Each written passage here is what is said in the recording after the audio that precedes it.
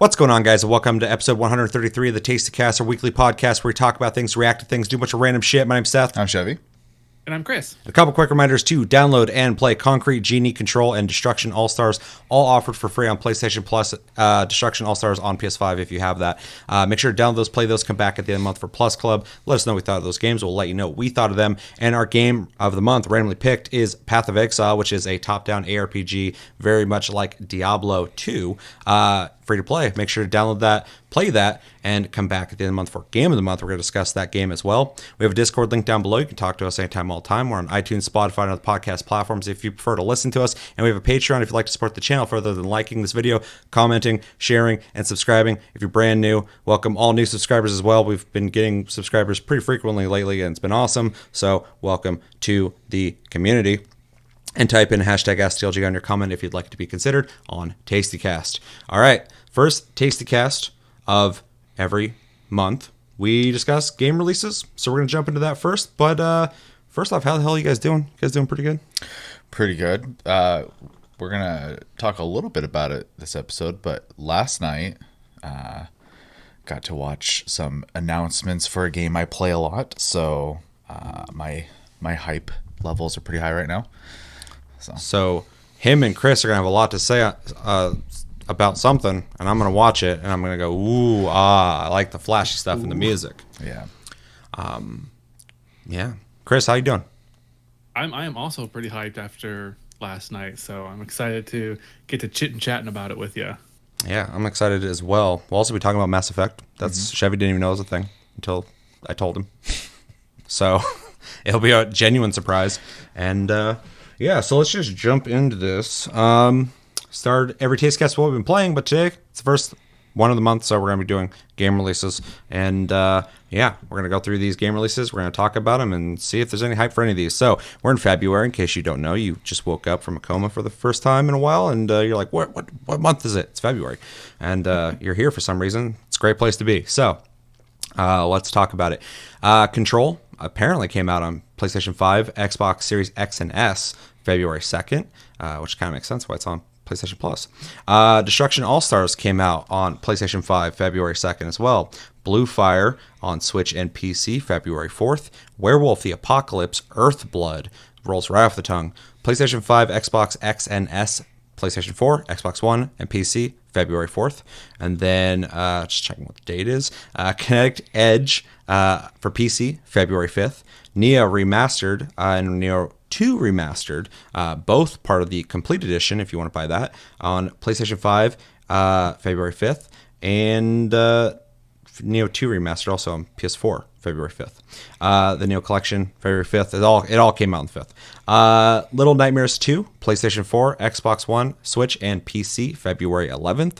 Super Mario 3D World plus Bowser's Fury also rolls off the tongue great on the Switch, February 12th. And then King of Seas, PlayStation 4, Xbox One, Switch, and PC, February 18th. Persona 5 Strikers, which I've been hearing about forever. I'm surprised it's finally coming out. PlayStation 4, Switch, and PC, February 23rd. Ghosts and Goblins Resurrection coming out on Switch, February 25th. Hellpoint, Switch, February 25th. Bravely Default 2, Switch, February 26th. And last, and most likely least, Retromania Wrestling, PlayStation 4, Xbox One, Switch, PC, February 26th. All right, out of all those games, any of these games calling to you? Any games you're like, fuck that game? And anything in between? I think it's worth noting as well, Neo 1 and 2 Remastered came out on PC as well. They don't have that listed for some reason. Yeah, so. Good call. I kind of botched that shit. There's a collection you can get fucking both games remastered, or if you have the games already and you want the remaster, there's a free update, because I updated Neo 2 to the remastered version for free, and it deleted all my shit, which is great. So lovely. It's a good. I'm glad they gave me the upgrade, but I'm not glad that my save disappeared. So yeah. So on the topic of what came out though, fortunately, you don't have to pay for Control on PlayStation because I already bought it on PC, and then we got it for free on PlayStation Plus. So I guess I have the game twice now. I need to sit down and actually like play through. a good chunk of it. I'm hoping to get through all of it. We'll see how that goes. Destruction All Stars, I was looking forward to at least trying ever since they announced it with the announcement of the PlayStation 5 and whatnot. So it is neat to be able to have access to that as well. Neo 2, I am leaning towards buying because it has customization, and I know Neo 1 had good co-op features, so I am tempted to get Neo 2. Kinda good co-op features. It has this thing. I was going to talk about it when we talk about games we're playing, but the person playing with you has had to have already beaten the level you're playing. Like Code Vein. Yes. Yeah. Kind of, I think. It's, yeah, pretty much that system. Yeah, because we had to take turns. Yeah, but we could play, like, we were able to play the same level. Oh, you couldn't revisit it after you beat it. Pretty much I have to beat the game to come back and play all the levels with you. Right. Okay, yeah. It's weird. Let's see. I have a small interest in Persona 5 Strikers, but I'm really just kind of not sure about that one. Honestly, will probably end up being a pass. And then Bravely Default 2, I am interested in because that is kind of Square's answer to bringing back classic style Final Fantasy games is to make Bravely Default instead. So, Not Retromania Wrestling. I don't even know what that is. I'm not super pumped on that. There's a couple other games in there that were mentioned that I just don't know about. So it's hard for me to comment on. One of those was Oh shit! Actually, that could be fun. Yeah, that takes me back. So, yeah, like Blue Fire, I don't know what that is. King of Seas, I don't know what that is, and Hellpoint, I don't know what that is. So, how many games are gonna be called Hellpoint? All. Or no, Hellgate. All. They're all the same. They're all the same. Hell game. Chris, any games calling to you? Control is nice to get. Since it's on the Xbox, I don't know if it's because it is on there, but it's also offered on Game Pass, so I got that game on my PC. Yeah, two now. of these games came on fucking PlayStation Plus. Yeah. The one I'm really fucking hyped for is Neo 2. I haven't had a chance to play it on PlayStation because I was waiting for it to come on PC. So I'm glad it's finally out on PC. I'm super hyped to play it. It's so good. You're gonna love it. It looks so good. I'm so excited. I'm so excited to play it. So excited.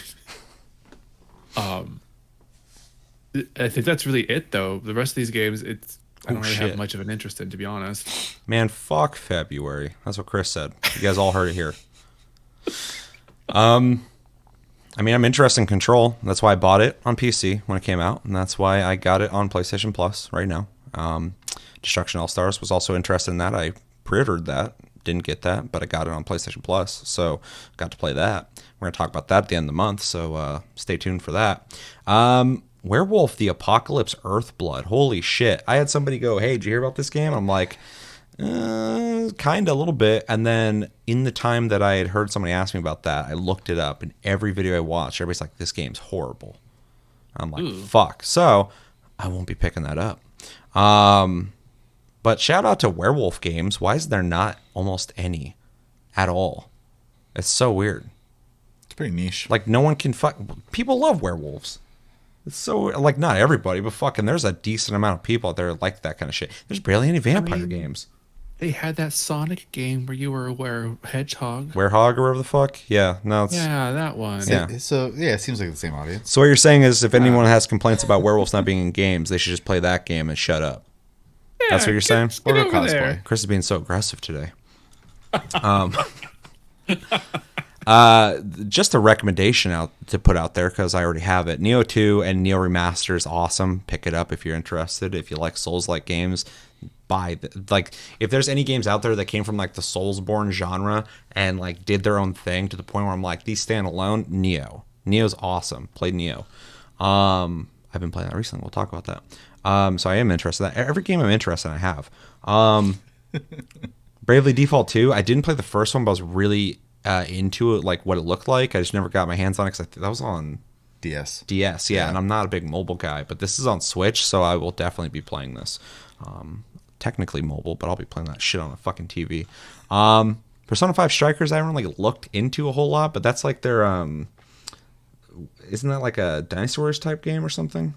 Like I said, I don't know enough about it. Which one? I know they keep making Persona 5 Strikers. Isn't that just like a game where you run around and hit shit?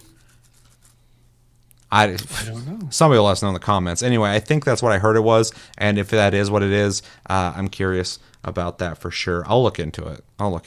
See if I want it. But other than that, I mean, that Retromania wrestling game, I've never heard of that game. I just looked at it, and it took me back to like the Sega Genesis, Super Nintendo days of wrestling games, which I loved. So I might look into it, but I'm also like not really into wrestling anymore. So like, I don't know if I really care about that too much. So other than that, I mean, it's a pretty easy month, which is great because I got 3 games I've already played, but we'll have to play more of this month, and 2 gaming addictions I have in 1 month right now. So it's gonna be a tight fucking month for me. So I'm glad there's not a whole lot I got to pick up. I think the most hype I have though out of the games, like Little Nightmares 2, I'm curious about as well. Everybody keeps asking me like, have you played Little Nightmares? I'm like, no, not really. So I'm curious about that a little bit. But Bravely Default 2, I'm really curious about because I never got a chance really to play and enjoy the first game. So hopefully I can play that without having had played the first game. I don't know if it's like a continuation or if it's like Final Fantasy where it's like its own I'm not sure fucking thing. I don't know. Because the first one was on DS, I didn't pay it as much heed as like if a main title Final Fantasy came out. So yeah. Anything else? Anything you definitely don't want to play? Anything that might have been missed that you guys know of? Anything I definitely don't want to play? Retromania wrestling. Fair. I definitely don't want to play Ghosts and Goblins because I don't want to be that stressed in my life. So. Dude, that game, you talk about it, not you, but anybody talks about the game being difficult, and you're like, yeah, it's really difficult. And then you play it, and you're like, fuck, I forgot how hard this game is. Yeah. It's harder than I said it was. Because in that game, like, when you jump, you commit. There's no air movement. So once you leave the ground, you're just like, well, it's fucking up to God now. Fucking take me. So, yeah. I think that's everything, though. Let us know in the comments what games coming out in February are you interested in playing? Is there anything that these guys missed that you're excited for as well? Maybe an indie title and any games to stay clear of. Let us know everything you're thinking about in the comments below. That's very easy. All right, let's jump into what we've been playing, where we talk about games we've been playing the last week or so. So I'll jump in first. My list is actually responsible. What does that mean? It's a manageable amount of games. So 3 of them that I can't really talk about, but I just want to shout out. I did a stream covering the PlayStation Plus games. It's something I think I want to try and do every month before Plus Club, where I play the games in front of you guys. You can see me play them, hang out, talk to me or whatever, but I'm not going to try and reveal too much of my opinion on the game. I mean, I'll say fuck or, oh, what the hell was that as I play it, but you won't get my finite opinions until Plus Club. But I did a PlayStation or Plus Club preview of Concrete Genie, Control, and Destruction All-Stars. That's up right now. You can go watch that if you're curious about that. So I did play those 3 games already. I've gone hard on this month already on the obligations I have. I've already played a lot of Path of Exile already, and Concrete Genie, Control, and Destruction All-Stars. Probably a good thing since it's a short month. Oh, yeah. It was like the 5th, and I'd already played all these games like quite a bit. I'm like, well, fuck, I'm ready, dude. Let's go. Let's do Plus Club. I'm going to try to play at least one of them tonight. So yeah. Luckily, Concrete Genie is like a 6-hour game. So I didn't beat it, but I might wait till I have a free day for that, then just try to knock it out. Just knock it out, yeah. Yeah, played all 3 of those. Played a shitload of Path of Exile. That is the game of the month, so make sure to come back at the end of the month to hear that discussion. But here's a hint. I played that game. I've probably put like 20 hours into it already. There's skill trees and loot. Yeah, I just kind of catch people up on what I'm doing in Path of Exile. I got my level like 58 character that I didn't touch, and then I started another character. I got to like level 20, and then my main character I've been playing is like 45 or something like that. I'm going to try and hit max level this month with that character. I've been going fucking hard on that character. It's an arc witch build, so essentially I just shoot electricity and it arcs into everything and murders everything on the screen. But right now in the build, it even says in the build, it warns you, it's like, you're going to be a little squishy for a little bit, but it gets better. I'm like, okay. Because to hate. I'm pretty much, I just walk in and go, and everything just dies. But I'm kind of squishy right now, kind of sucks. But apparently that will even out as I build further into it. So those are all games I can't really talk about too much. But I've also been playing a shitload of Deep Rock Galactic. Been been streaming that because it's a really easy game to stream for me. Yeah, not much to report there outside of they just added a whole new fucking update. So the new update, since we talked about it last, has come out, and it's called New Frontiers. Make sure to go check out that video. I just did a stream of that, exploring all the new features. They added new songs, new dances. They have Pulp Fiction dances where they do like the eye thing, and then the person has like their hands in the air while their foot's like kind of grinding in one spot, kind of twisting. There's a ballerina like pirouette where they just spin. That one's ridiculous. And then there's the robot, which kind of threw me off because I walked up onto the dance floor and one of the doors was just staring at the floor with his arms locked in. And I was like, what is he doing? And then he's like moved like a robot real quick. I'm like, oh, okay. The new biomes they added, there's 2 of them. I forgot the name of them. One's Azure. I guess I didn't forget. One's Azure Wield, which looks like Avatar. It's all these planets that glow and shit. I was like, look at this, a non-dark level for Chevy. There's also these flying monsters that you can jump and grab their legs and control them. So you can fly around with them, which is kind of neat. And then the other place is something bow. I don't remember, but it's this kind of like foresty area. It's like got grass and like tumbleweeds and shit, which is interesting. But it's got these vines that actively will come like breaking through the wall and go through the ground and come out the wall and shit and twist around. And they'll like wrap up and kind of block off entrances. And when you shoot them, they'll like go back through the holes. Okay. So it's really interesting. There's also other like vines that are in the wall that have spikes at the end, and they have. This update just came out, so people don't know this yet. A lot of people don't know. I'm gonna give you a fucking tip. There's these 3 vines that come out of the wall with like blades at the end of them, and they look at you and they'll back up and they'll like slice you from fucking really far away.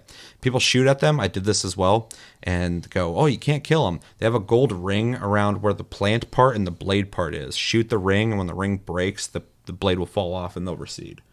So I just saved you a lot of fucking time and effort. But yeah, the two new biomes are awesome. I really enjoy them. After just getting 2 new mission types, getting 2 new biomes where those missions can be played as well, and all other missions is really cool in a game that's could possibly be a repetitive game if it wasn't, procedurally generated and all that shit. We talked about it at length for Game of the Month, but so I'm not going to go into that part. But they also added some new dreadnoughts, which are the big bugs that are typically harder to kill. There's a mission type where there's like 3 eggs they have to find and shoot, and then a dreadnought will come out and you have to kill them. There's like an elimination mode. Okay. And pretty much if you were a gunner, you would just shoot some zip lines around and just float above them and shoot them until they die. There wasn't really anything special about them outside of they have a lot of health.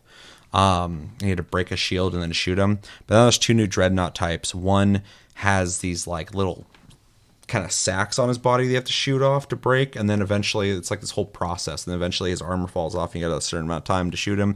So kind of similar to the one before, but it's a little more advanced. And then there's a second type of dreadnought that comes in pairs, and it's 2 of them, and they run really fast and they shoot fireballs really quickly, and you have to fight both of them at the same time. So now that mission feels a little more robust. It feels like you're actually fighting a boss and not just like a bullet sponge. Right. So that's really cool to see. They've had all sorts of shit. Molly, the mule, there's this thing that follows you around. You dump all your resources into it.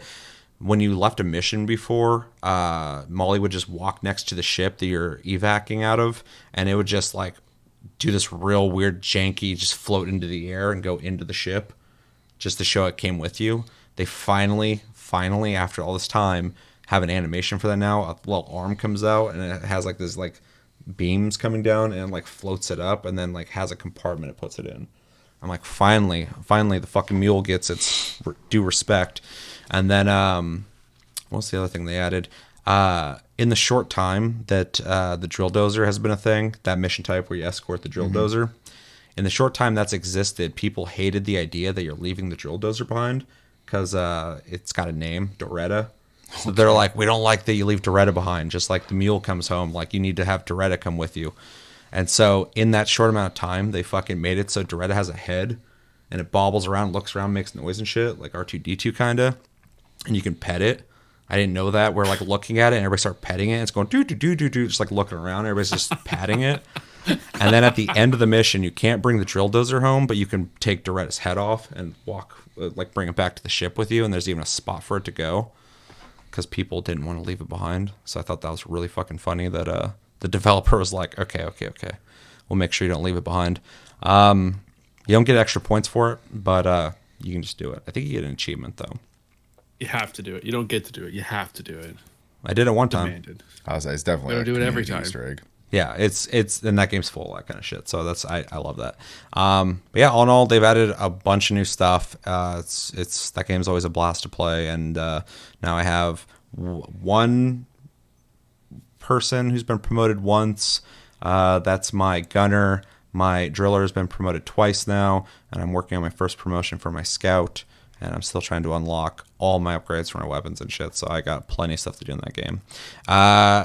Yeah, and then I played Neo 2. I think I talked about that on stream with somebody, and then I was like, I haven't played that in a while, and I think the remaster's coming out. And every time I talk about the remaster, people are like, no, it's coming out soon. I'm like, oh, I thought it was out. They're like, no, it's coming out soon.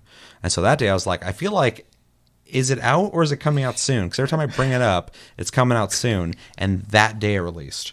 So nice. I looked it up, found the remaster upgrade, downloaded that on my PS5.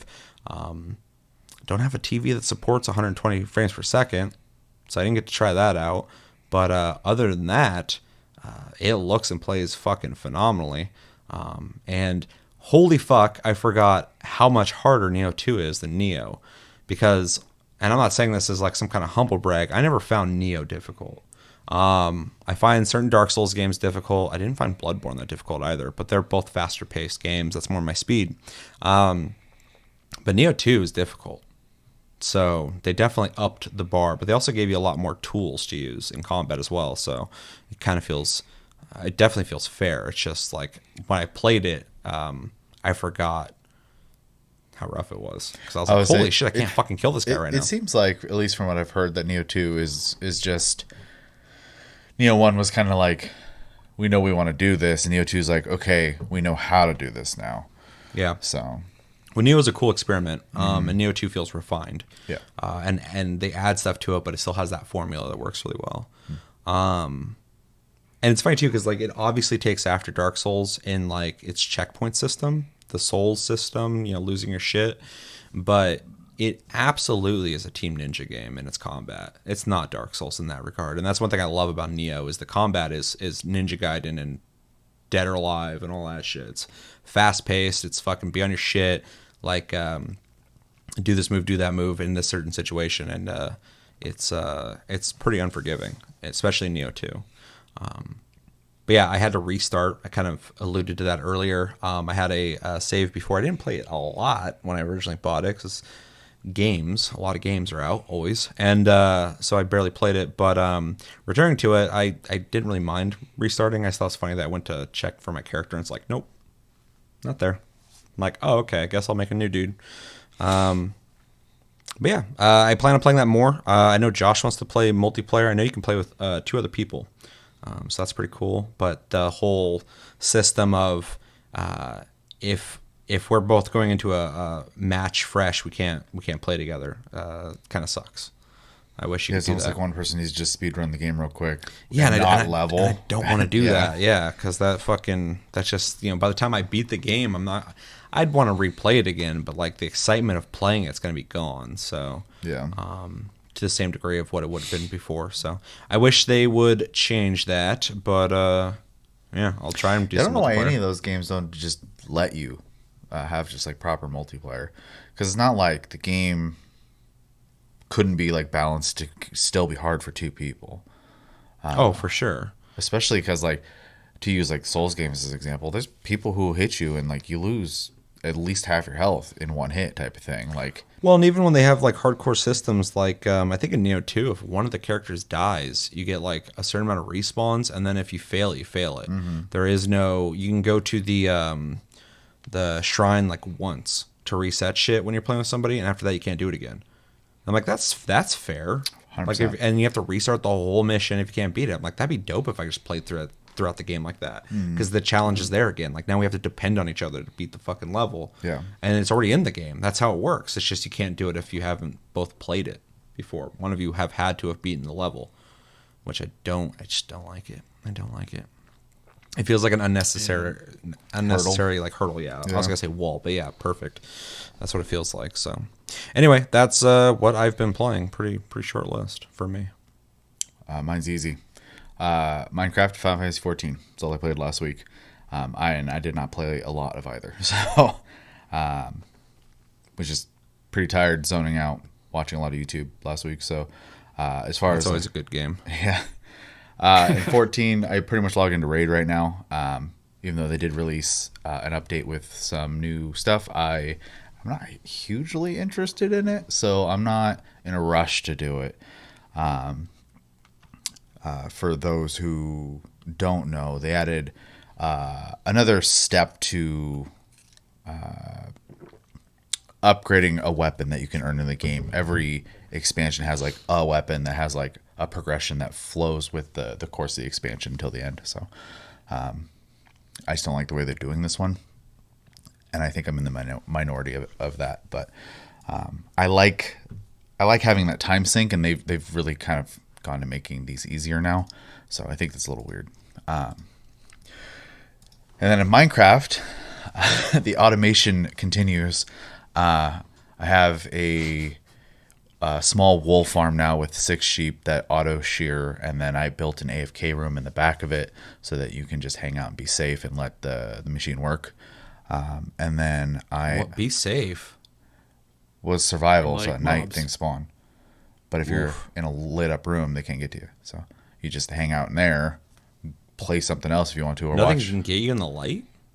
Nothing spawns in light, and there's doors and stuff. That's why it's an AFK room. Oh, gotcha. And then I made an iron farm based off of a YouTube video I watched, but I modified it to fit more of my aesthetic, I guess. So it's really funny with a lot of these machines, because like they'll show you to make it, and then I've watched other streamers and I'll be like, oh, they literally just copied the machine.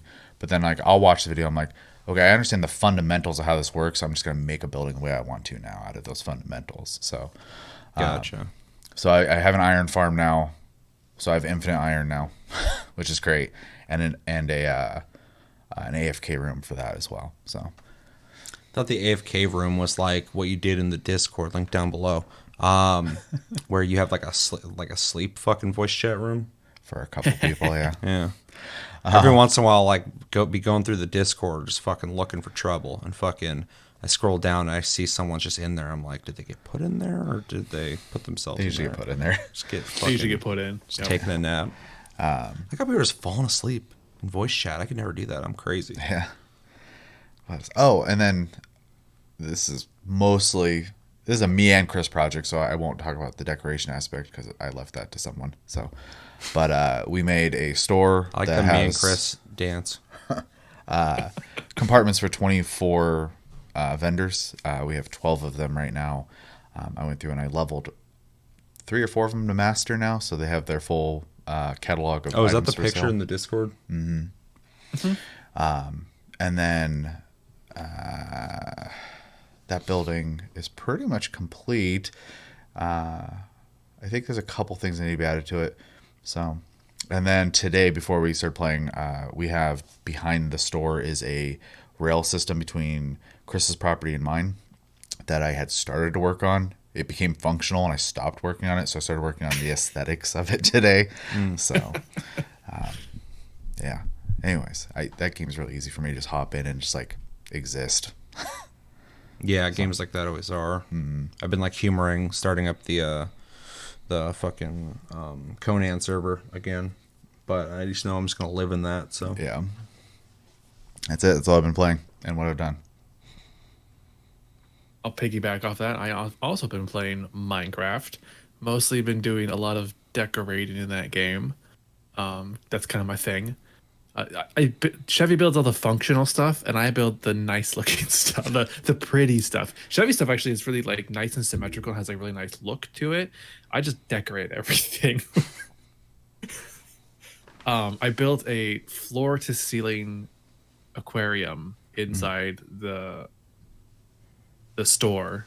And I traveled a very large distance to obtain some coral blocks So it's a, like kind of a tropical fish tank inside. There's a couple of fish in there, which one of the fish caused a lot of fucking problems. Goddamn Damn. puffer fish. Yeah, Fucking- pufferfish. You would get too close to the aquarium, and the pufferfish would get all angry and would puff up and then explode and poison you through the glass. God damn. Had That's So to, to go in scary. there, had to dig them out. fish that bitch out, Yeah. which caused more problems. I had to fucking troubleshoot, but it's all set and ready to go. Just kind of decorating plants here and there, laying carpets down in certain areas to make countertops, potted plants, things like that. I've also been. What else would I do in Minecraft? That's pretty much all I do. I go out and wild, crazy, long distance adventures and decorate. Yeah, that's about it. The wandering decorator. Pretty much. I'll like send screenshots on Discord. I'm like, look at this machine I'm building. And Chris is like, I just spent 5 hours putting plants everywhere. So I gotta get the right ones with that nice appeal to them. I will say your stuff Difficult. is a lot more densely decorated than mine. Mine's very sparse. So Yeah, I try to do a little bit of both when I play that fucking game, but it just, I can put a lot of time into that game.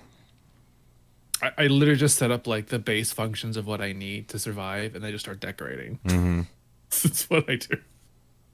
Yeah, I was telling somebody on stream recently, like when I play a game like Minecraft, I find like a defensive position.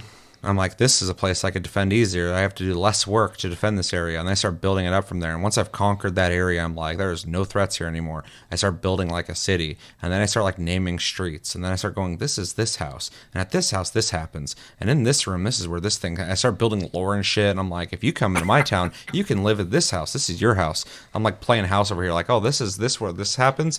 And this is this street. And back like 300 years ago, this thing happened. And fucking... yeah. with the way villages work now, you could literally make a city, like a functioning one. Yeah. So I bet you could. I don't want to try. I don't have that kind of time. Maybe I'll. I've also been stream it. playing a lot of Final Fantasy 14, of course. I've been streaming all the raids that we do, as well as some additional content. I've been working on the new weapon system, and kind of I do a lot of stuff off screen that's more monotonous and try to keep up with the more current stuff on it. But I've done the first 15 raids you have to complete to get the first baby step of the weapon done. And now I'm working on the next 36 raids you have to do to get the next step of the weapon done. Great. I've got lots of cosmetics now. Lots of cosmetics. That sounds fucking monotonous. Tedious. it's technically quicker. It is really quick compared to before, which is it's a nice adjustment. Personally, I know Chevy really likes the old system. I don't like having to spend 9 months to get the first step of a weapon done. I just want a reason to log in, man. Plenty of reasons to log in. Plenty of reasons. Sure, but like having something to work towards is nice versus like having a bunch of tiny things to work towards. Oh, I feel that. You got a big old room with just a desk in it. Yeah, that's not what I mean because that doesn't affect character stats. You'd be decorating that room. started to make if an I office, could I just decorate gave up. everybody's room, man, the game would be done. That would be over. Just everybody would have the best rooms ever. I decorate the shit out of rooms in that game. If it's a game and there's a room, it needs to be decorated, and Chris will do it. You know, people pay for that, right? What? Yeah, but how am I supposed to do that Yeah. for them? I can't do it for them. That's the thing. I can design it, No. but I couldn't do it for them. No. They give you real money and you log into their account. That's a thing. Yeah. Oh shit! Oh. Yeah. Oh, really? Yeah. Well done. It's against term service, but it's a thing. So Of course. I did redecorate the Free Company basement. It was a bar. It was a kind of a basic design, though. There was nothing fancy to it. And now it's got a lot more what we call floating furniture and things like that. It's a glitch in the system and the housing that allows you to elevate things where they shouldn't be elevated. So it looks a little more like a Japanese sushi bar now downstairs. Why would you elevate things? I can't see it visually, so I don't know. more customization So, like, options. There's like NPCs that you can have in your house that sell furniture or whatever to you. I have them on a raised platform now to give them the elevated look of a sushi bar restaurant. Normally, Okay. I wouldn't be able to sit up there, so I floated them up there. Gotcha. You can also do it with various housing items to create, like, if you want like half of something to show through, you can float it to a certain level and put things in front of it to create the looks of other objects. For example, I created a refrigerator using a countertop, a chest piece, and a bunch of maps that I floated to look like the panels of the refrigerator. Gotcha. Yeah, makes sense. Is that something they're gonna fix, or They know about it, and they know because it doesn't harm the flow of the game. They're just Okay. leaving it. So interesting? Yep. So it's really nice. It's like something I preach about the game all the time. Is that it's a bug that they know, but it's not hurting the game, like Chevy says, in that aspect of like the storyline or dungeons and things like that. So they just leave it be because it's not hurting anything. It's not breaking anything. They should just like streamline that and make that like a creative tool or something like that when you're. they should, but they don't put the resources in the housing that people would like, I'm sure. So Yeah. Gotcha. Unfortunately, I get it though. I get it. It's a side thing, but it's a lot of fun. I spent hours doing it. yeah, I mean, I could praise 14 all day, but the housing system's so fucking busted. So Busted. yeah, no, it's bad. I like that Busted. word. I also streamed a bit of Path of Exile. Started up that character again. Can't talk about it too much. I like to make themed characters, so I made a theme this time around. Yeah, been doing that, and then I've been playing Overwatch off stream with because the new event is out right now. It's the Lunar New Year event, so it's Chinese New Year stuff. There's a lot of really cool looking skins in there now that I really like. Like I think all the skins that they add for seasonal events are pretty cool, but the Lunar New Year really appeals to me for some reason. I don't know why. But they've got some really cool looking skins this time around. I mean, even cooler than before. So I've been trying to grind those out. All right. That's about it. Didn't you play Hades? I did. You're right. I did play. I play Hades every day though, so it's just kind of like It's just Part part of of the background. blur. It's like this, for me, caffeine every day. This is Yeah. just what I do. I play Hades. I don't play it like for as long as I used to. I'll do like a run or two, maybe a day, but it's still something I play daily. Yeah, it's cool. You're that into it. It's a really good game. Fun.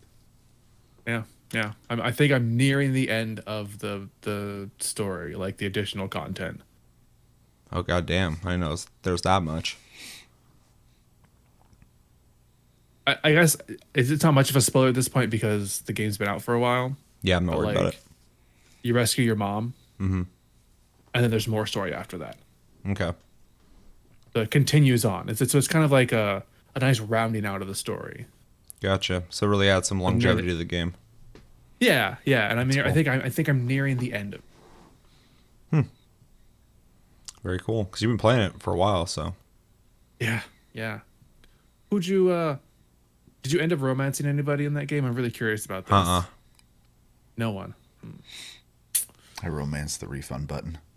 He did. I romanced Thanatos. I got death on my side. It's a good thing to romance. Death. Yeah, I need to hop back into that game. I'll get back to it at some point, I'm sure.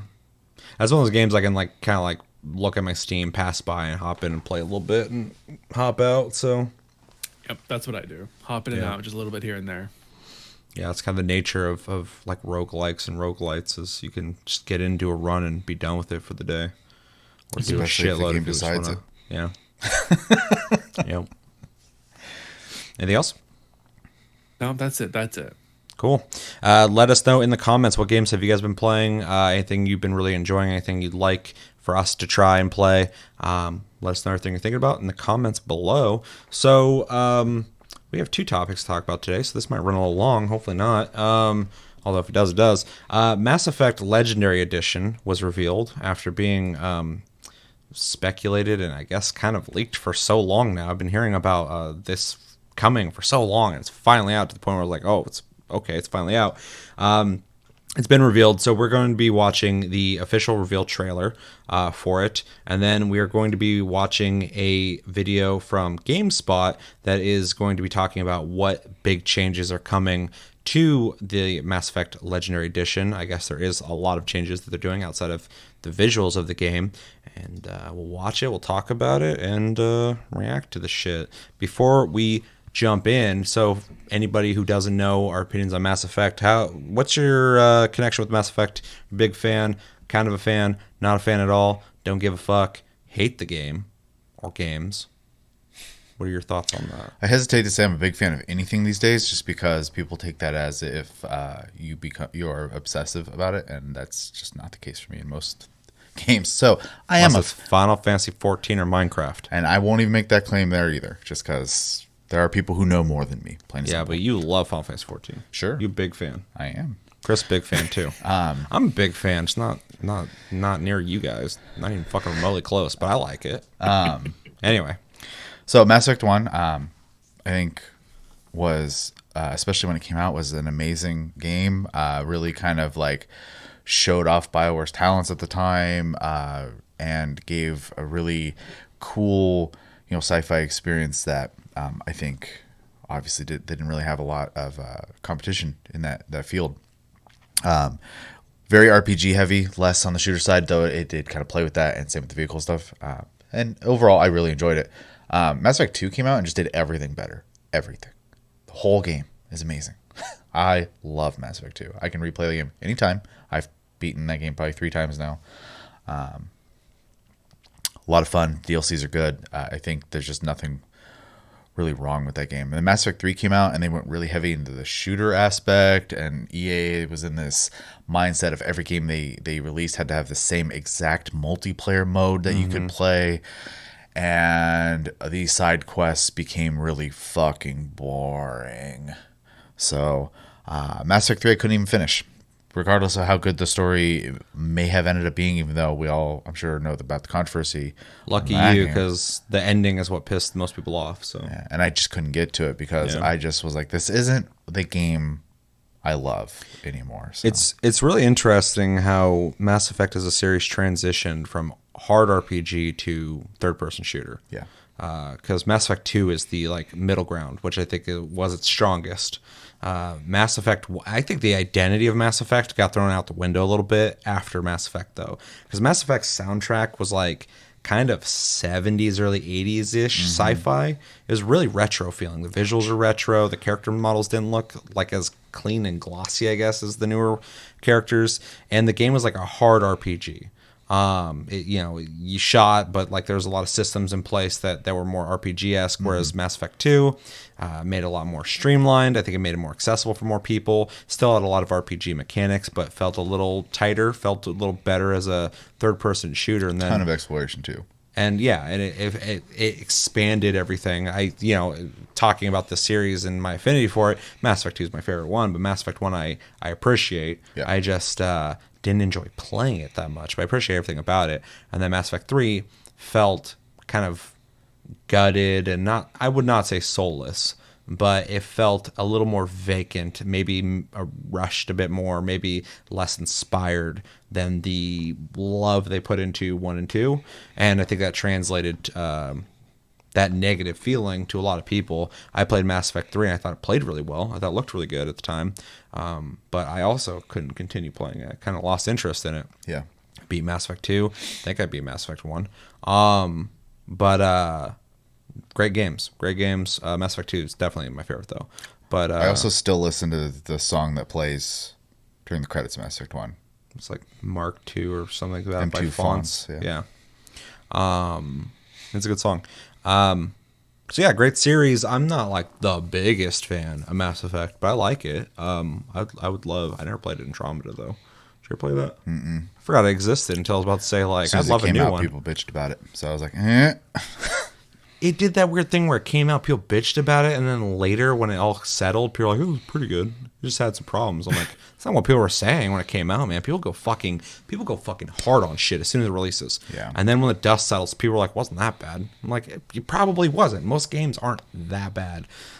It's just as soon as someone's like, "This isn't what I wanted. I fucking hate it," they go crazy and they want to burn everything down. So, but I've also heard it's horrible. So it's not like everybody was like, "Oh yeah, it's all right." So anyway, I like the series. I would like a new Mass Effect, and I I'm excited to see this. Chris, any thoughts on Mass Effect before we watch this?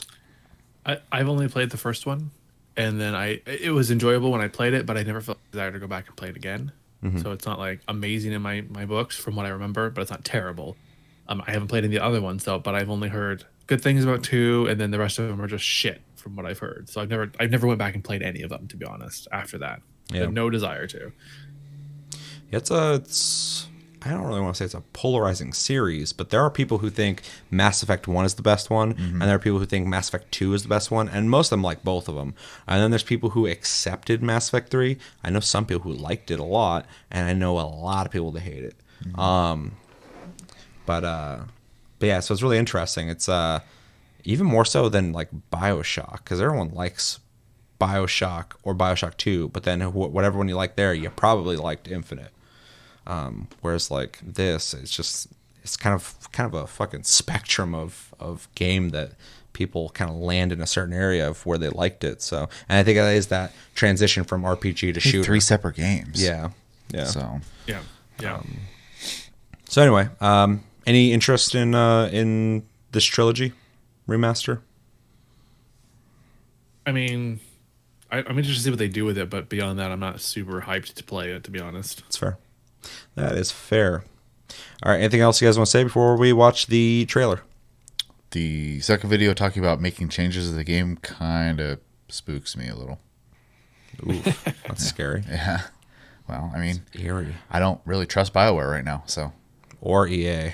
Yeah, or EA. Yeah. You got the video ready, Chris? Fair. Yep. The trailer? All right. 3, 2, 1, go.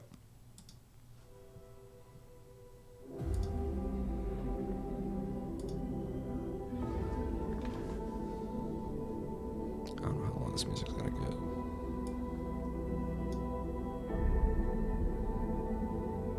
get. I think it swells. Yeah, I thought I checked it earlier and it got loud as fuck. So 4K.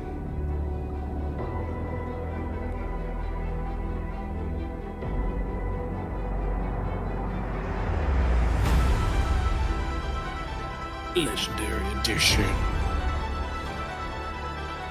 It's clean. Looks good.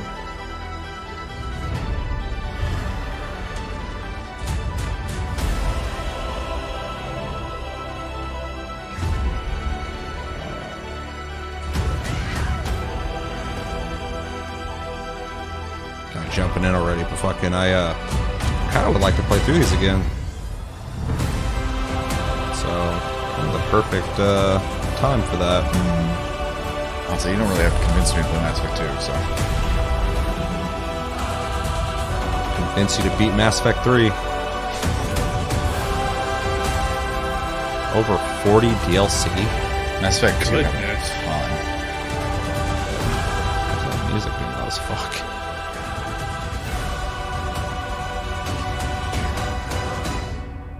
You were born to do this. It's cool artwork.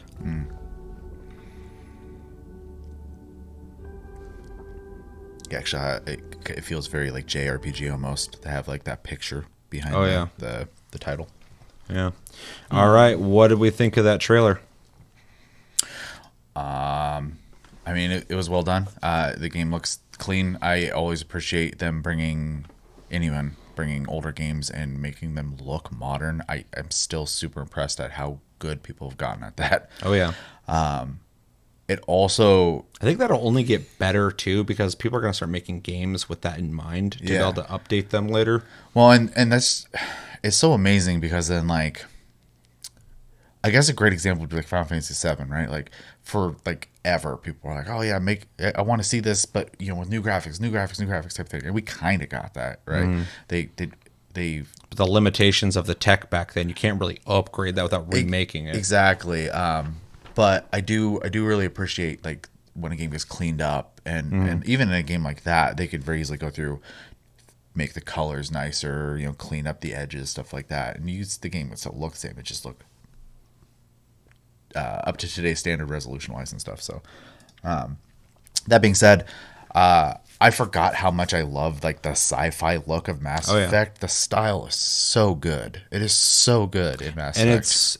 It's been a while since it's been out, and I think it's translated to some sci-fi. You go back and look at it, you're like, Yeah. But then then there's Blade Runner, and you're like, that'll never fucking go outside. This sci-fi looks dope. Like it still looks awesome. Yeah. It also makes me kind of upset because like it's such a great IP, and like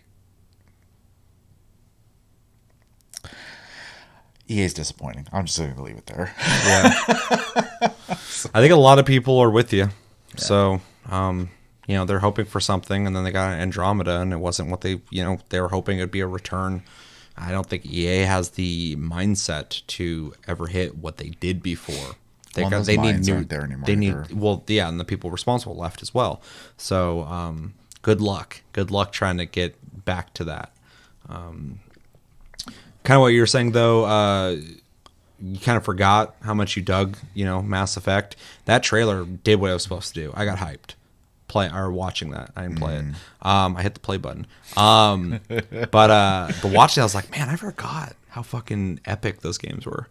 I forgot how like good looking those the character models were, and of course these are updated, but like just how clean they looked before, and all the different characters I remember too, just seeing them again, and the aesthetic, everything just kind of brought me back. It's a series that I kind of forgot about because I'm like, they don't really make anything worthwhile anymore, so why would I even think about it? And the third one was kind of botched, even though I didn't beat it. But yeah, the trailer was really good. The music was really good, even though that swell goes from fucking down here to way the hell up here. Yeah. And it's a creeper. Like fucking, we started the video, I was like, where's the music at? I'm like, They wait. literally just took a song, and then in the editing software, they put the beginning at 0 and the end at 100. 100, yeah. And I've done that. I'm not above that. But they did it, and I was like, God, it's getting louder and louder. But really good trailer. I think it was a really good trailer. I think the music was great. I think the visuals are great. It's meant to get you pumped. It got me pumped. I will most likely buy this when it comes out, unless we watch this video and they change way too much to the point where it's not good sounding. But I'm very interested in playing this again. So I'm stoked. Chris. Yeah, me. Actually, this really didn't do much for me at all, to be honest. I kind of was really looking at like the art style that they're doing with at least one of the original from what I remember, and it has like a slight, I don't know if this is the right word style, but it looked kind of slightly cel shaded, and it really kind of threw me off. It was not what I was expecting for this remake. I was expecting maybe a higher res character design, maybe. Actually, I don't know what I was really expecting, but it just didn't really do much for me, to be honest. It didn't hype me up for it. Maybe because I'm not a super big fan of the Mass Effect games. Maybe because I didn't play the other ones. But from what I saw from like the original game, from what I remember, it just didn't really amp it up for me. It just kind of looks like a 90s take on sci-fi in that weird kind of like slightly modern, slightly old school sci-fi mix area, which can be done well and can also come off. It's kind of like bland and cheesy sometimes. That's kind of what I felt watching this trailer, to be honest. I just felt kind of bland overall. Yeah, I mean, like if you don't have an affinity for it, that would make sense for sure. I was gonna say that is definitely that comes down to a personal like enjoyment of what of types of sci-fi, obviously, because like for me, that 80s and 90s sci-fi is like the best. Thematically, so 70s and 80s. I love sci-fi like for me Aliens, is that kind of like 80s sci-fi futuristic look of like computers having like still being green screen, having the weird print across them and stuff like that. I don't mind that, and I watch a shit ton of Star Trek. Like that's what I do in my downtime. I watch Star Trek, but for some reason this just felt kind of overall to me. Yeah, and I can see that too because the style. I mean, I like it, but it does have a very clean, smooth, sterile look to it, and the game has a bunch of lens flares. This game was full of them. People making jokes, so there's going to be even more in the new version. Very J.J. Abrams-esque. He likes lens flares as well. And so, yeah, if you don't like that like overly clean, everything smooth surface sci-fi, I could definitely see it. Yeah, I could see that for sure. But yeah, anything else?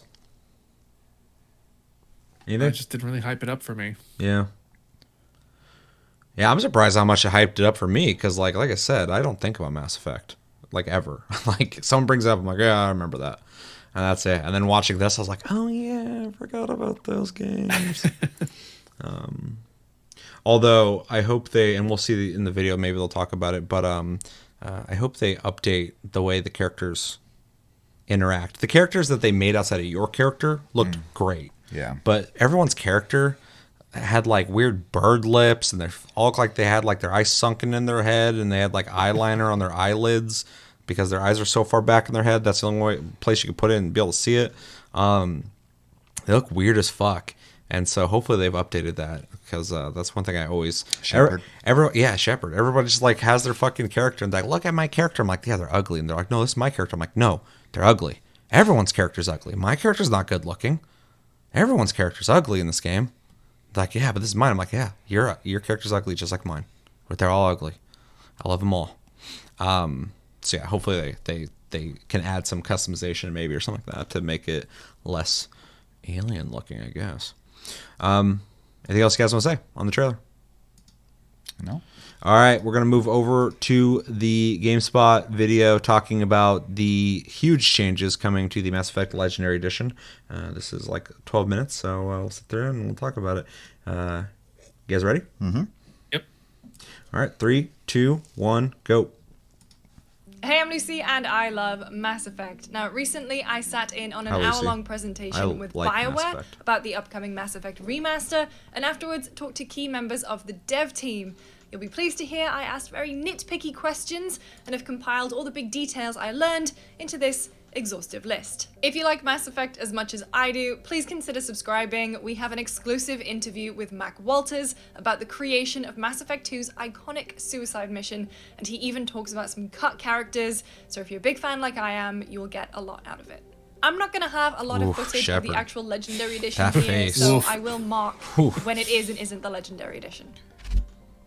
Alright, let's kick off with the big stuff. Gameplay changes to modernize Mass Effect 1. Let's start with combat.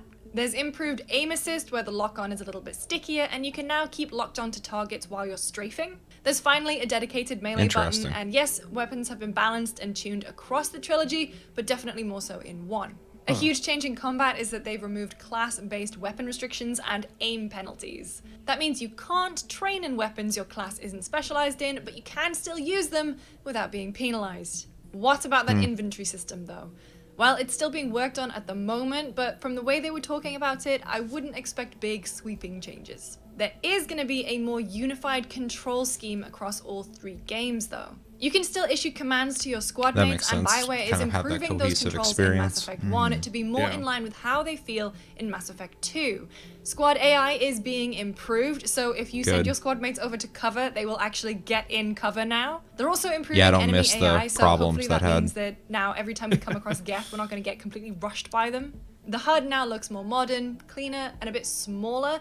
It's not right on the that's a edges of the big screen difference. anymore. That's It's a a big little bit difference. Yeah. further in. Huge. I did see some test footage where There's they an were Xbox clearly game. toying with Yeah, changing that's- it to be yeah, more it's in been line out with Mass for a long Effect 2 time. and 3, but they've dropped that. It's the same Mass Effect 1 HUD, just cleaner. Animations haven't been outright changed, but they have bug fixed a lot of them. So the example that BioWare gave was a lot of the times characters weren't necessarily looking exactly where they were supposed to, so they Oh, fixed yeah. that. Input camera and I remember that systems all have too also well. been smooth to try and eliminate some of that wonkiness got you a can get shit in Mass ton of Effect 1. flack And for speaking it, of wonkiness, the with Andromeda Mako as well, has had so- a few touch-ups to make it easier to I control. feel like that is which a sore spot I'm a now. little bit sad about because I love that awkward old thing, but I can see why a lot of people want it. There's a ton of other small changes that I absolutely won't have footage for, so I'm just gonna rattle through them quickfire style. In-scope aim smoothing, cover pass, rebalanced XP for the level 60 cap, which means that you don't have to do it in New Game Plus, a more consistent autosave, thank God, improvements to boss encounters, improved cooldown for first aid. Minigames are also being unified across all platforms. You might remember that console had a weird Simon Says thing and PC had a ring thing. Oh, weird. That's going to be unified, but didn't I'm know not they sure had which different one ones. we're going to be getting just yet. They also said they're going to be Looks decreasing the fun. difficulty and frequency of those minigames. So fingers crossed they'll do the same for Mass Effect 2 for the safe opening and hacking stuff, because too much. Okay, that was a lot of gameplay changes for Mass Effect 1, so let's move to the rest of the trilogy, in particular story. Is there going to be That'd be weird if additional they added story content I mean, added? it'd be cool, but That it'd be would weird. be. The devs did Don't look fucking- at what was on the don't change cutting it. room floor, but unfortunately the stuff that was cut from the games couldn't easily be put back in for the remaster. They would need to have been built from scratch, so nothing new in the game. However, if you'd like a look at some of the stuff that did get cut, including never-before-seen characters, subscribe for our interview with Mac Walters. I've said got that two right. words He's for just you. in. He loves Technology. Mass Effect. His room's Elephant sterile as in the shit. room time. Which ending some will you lens get? flares on his Well, upon face. finishing Mass Effect 3 in the Legendary Edition, you will be presented with Spoiler alert. the Extended Cut. Max said the Extended Cut provides a lot more context, and to him, is part of the canon. There's To now him. a universal character creator across all 3 games, which means that customization options that were added in Mass Effect 2 and 3 are now available to you in Mass Effect 1. They've also added some new makeup, skin tones, and hairstyles, including more black hairstyles. There's also finally a unified female Commander Shepard across the trilogy. The femshop design these wasn't changes are just finalized gonna make until your save Mass file Effect transferring 3, easier. so retroactively adding her back Yeah, into for Mass sure. Effect 1 and 2. That's what it was sounds one of like the mostly first what they're things the doing team outside of did the when they visual approached the uplift remaster. is They adjusted her streamlining slightly, it and taking care of all modifying the that very issues they powerful had jawline before. and adding things like wrinkles and pores. Alright, the big techie one. How is this baby gonna look and run? Well, it'll be playable This in baby. 4K HDR at 60 frames per second if you're playing on PS4 Pro, Xbox One X, PS5, Xbox Series. On PC, though, those frame rates will be Xbox Series. unleashed. There'll be faster load times across all platforms. Interesting way to So put what does that. that mean for our beloved elevators? Which is a weird sentence to say, but elevators are so big in Mass Effect. It means that they've actually added a button, so once the level has loaded in, you can press it and skip the elevator rides if you want to. Interesting. But that music's so good, why wouldn't you?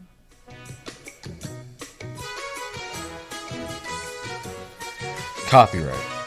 Yeah, I'm In fucked. terms of visual improvements, you name it, and there is a decent chance they've probably done it.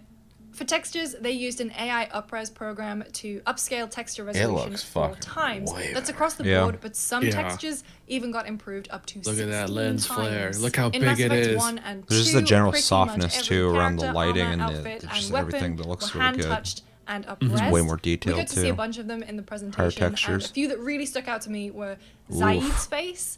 Like, that man looked weathered. You could see every wrinkle. Oh, that shit. eyebrows were so Shit. defined. Yeah. He looked like a Jesus. different character. It was really cool. Looks like a fucking Thane as Skyrim well, character the in scales the old on one. his head just looked really, really good. Another thing that they fixed that really stood out to me, even though it's so small, is they fixed eyelashes. So in particular, Ashley. Oh, dude, that used to drive me girl, fucking that insane. clumpy mascara has gone. Like, it looks so much better. So when So, it like, comes the to the eyelashes actual just levels attached to their themselves, face. everything was upresed with the AI. plugged and then in. The human artists went in that and made futuristic. subtle tweaks and changes to give all the levels a little bit more life. The dig site at Eden Prime, they moved the sun around so you get the light coming through the trees. Oh, that It looks was so really good. Cool, yeah. Feros, for example, was so much more rich in I'm glad they're detail. thinking about stuff And like that to make Vermeer, the all water scenery around better. there looked Yeah. actually like water. It looked way more realistic. So I think they did a great job. If Yeah, you want a I full agree. list I'm of the tech definitely stuff picking that this up, they've yeah. gone in and tweaked I and wanna changed experience and added this. to, then I've got you.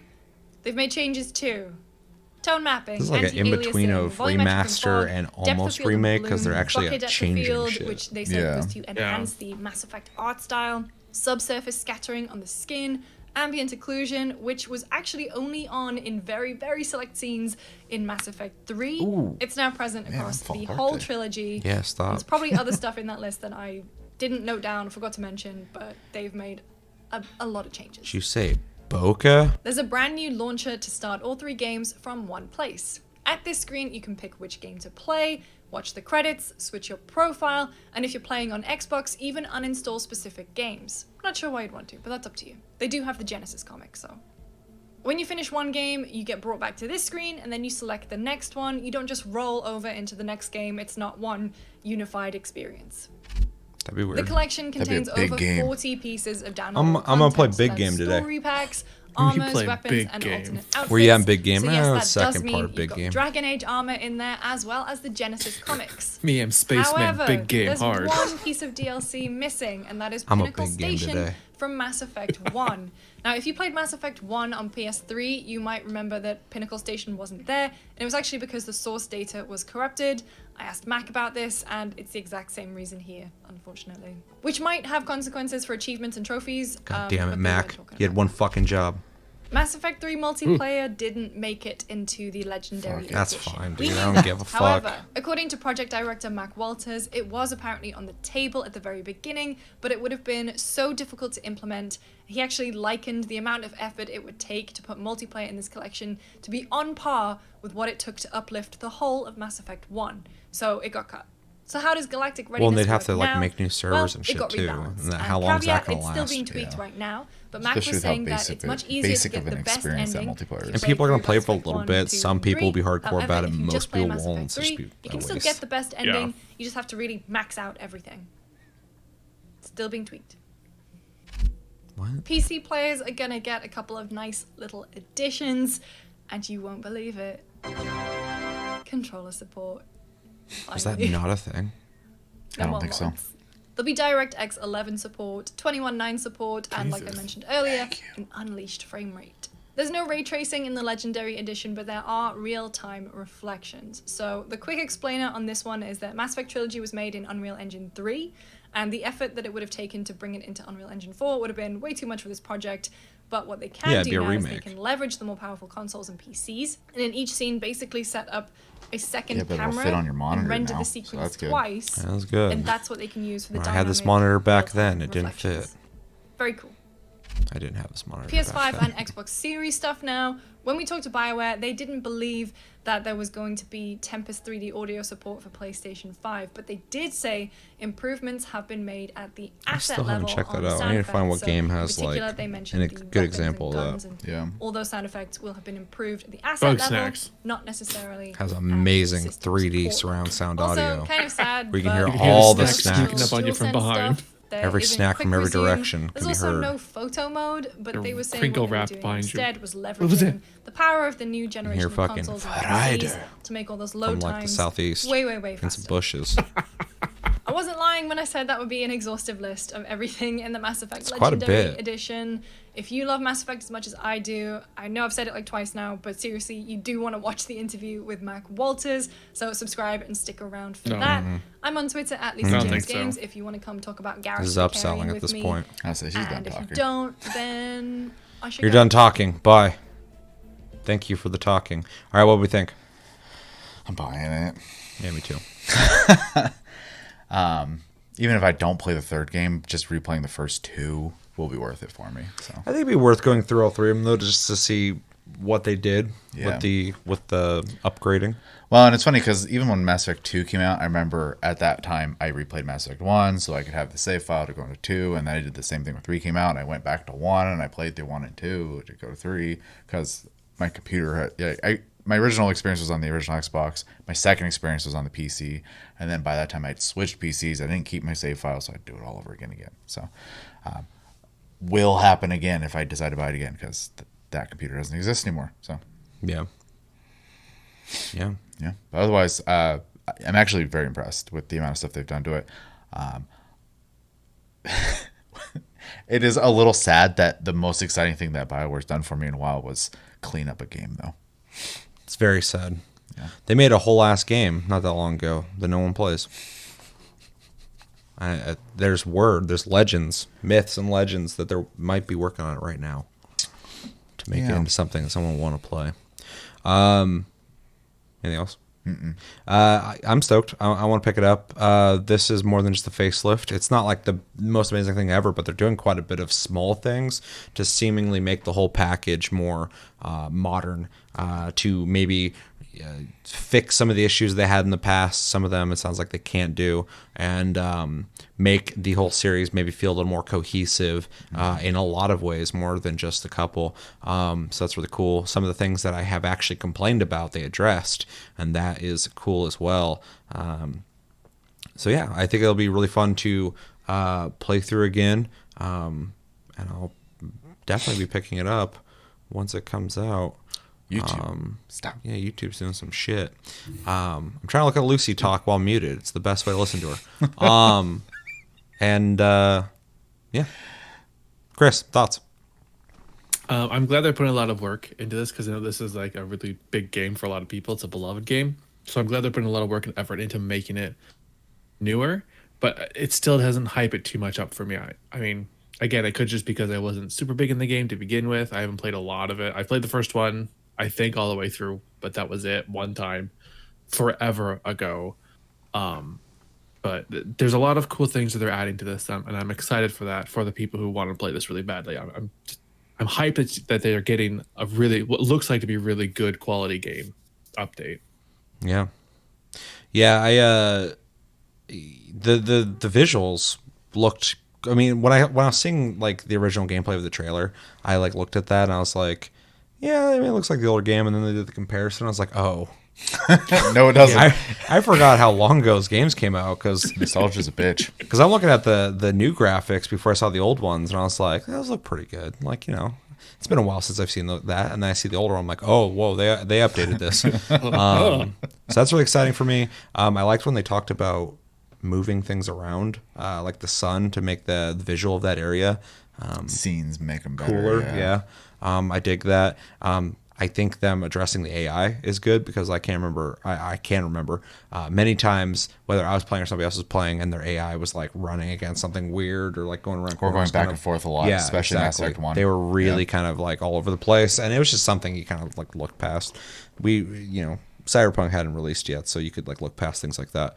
Yeah, not allowed these days. Not allowed these days. No mistakes. Not allowed. But yeah, so I'm glad they're addressing that. And just a lot of the little tweaks. There's so many little tweaks there that they talked about that really sounds like the whole experience will just be better. I hope. This is EA. Let me fucking remind you, this game could come out and it could be awful. So just keep that in mind. What I saw though looks great. It also is nice to hear that they addressed making combat in the first game feel better. Yeah, that's what I was kind of the like weakest part of that game. Vaguely saying the cohesion of like making combat in the first game better because 2 and 3 nailed it. And it doesn't have to be just like that. Of course it's not going to be, but it sounds like they've put work into. That's the oldest game. That's the one you're going to have to put the most work into 100%. To make that feel more modern. And that's what it sounds like they're doing. They were talking about the multiplayer not implementing that, and I think it's an excuse, but saying that if they worked on that, it would be the same amount they worked on Mass Effect.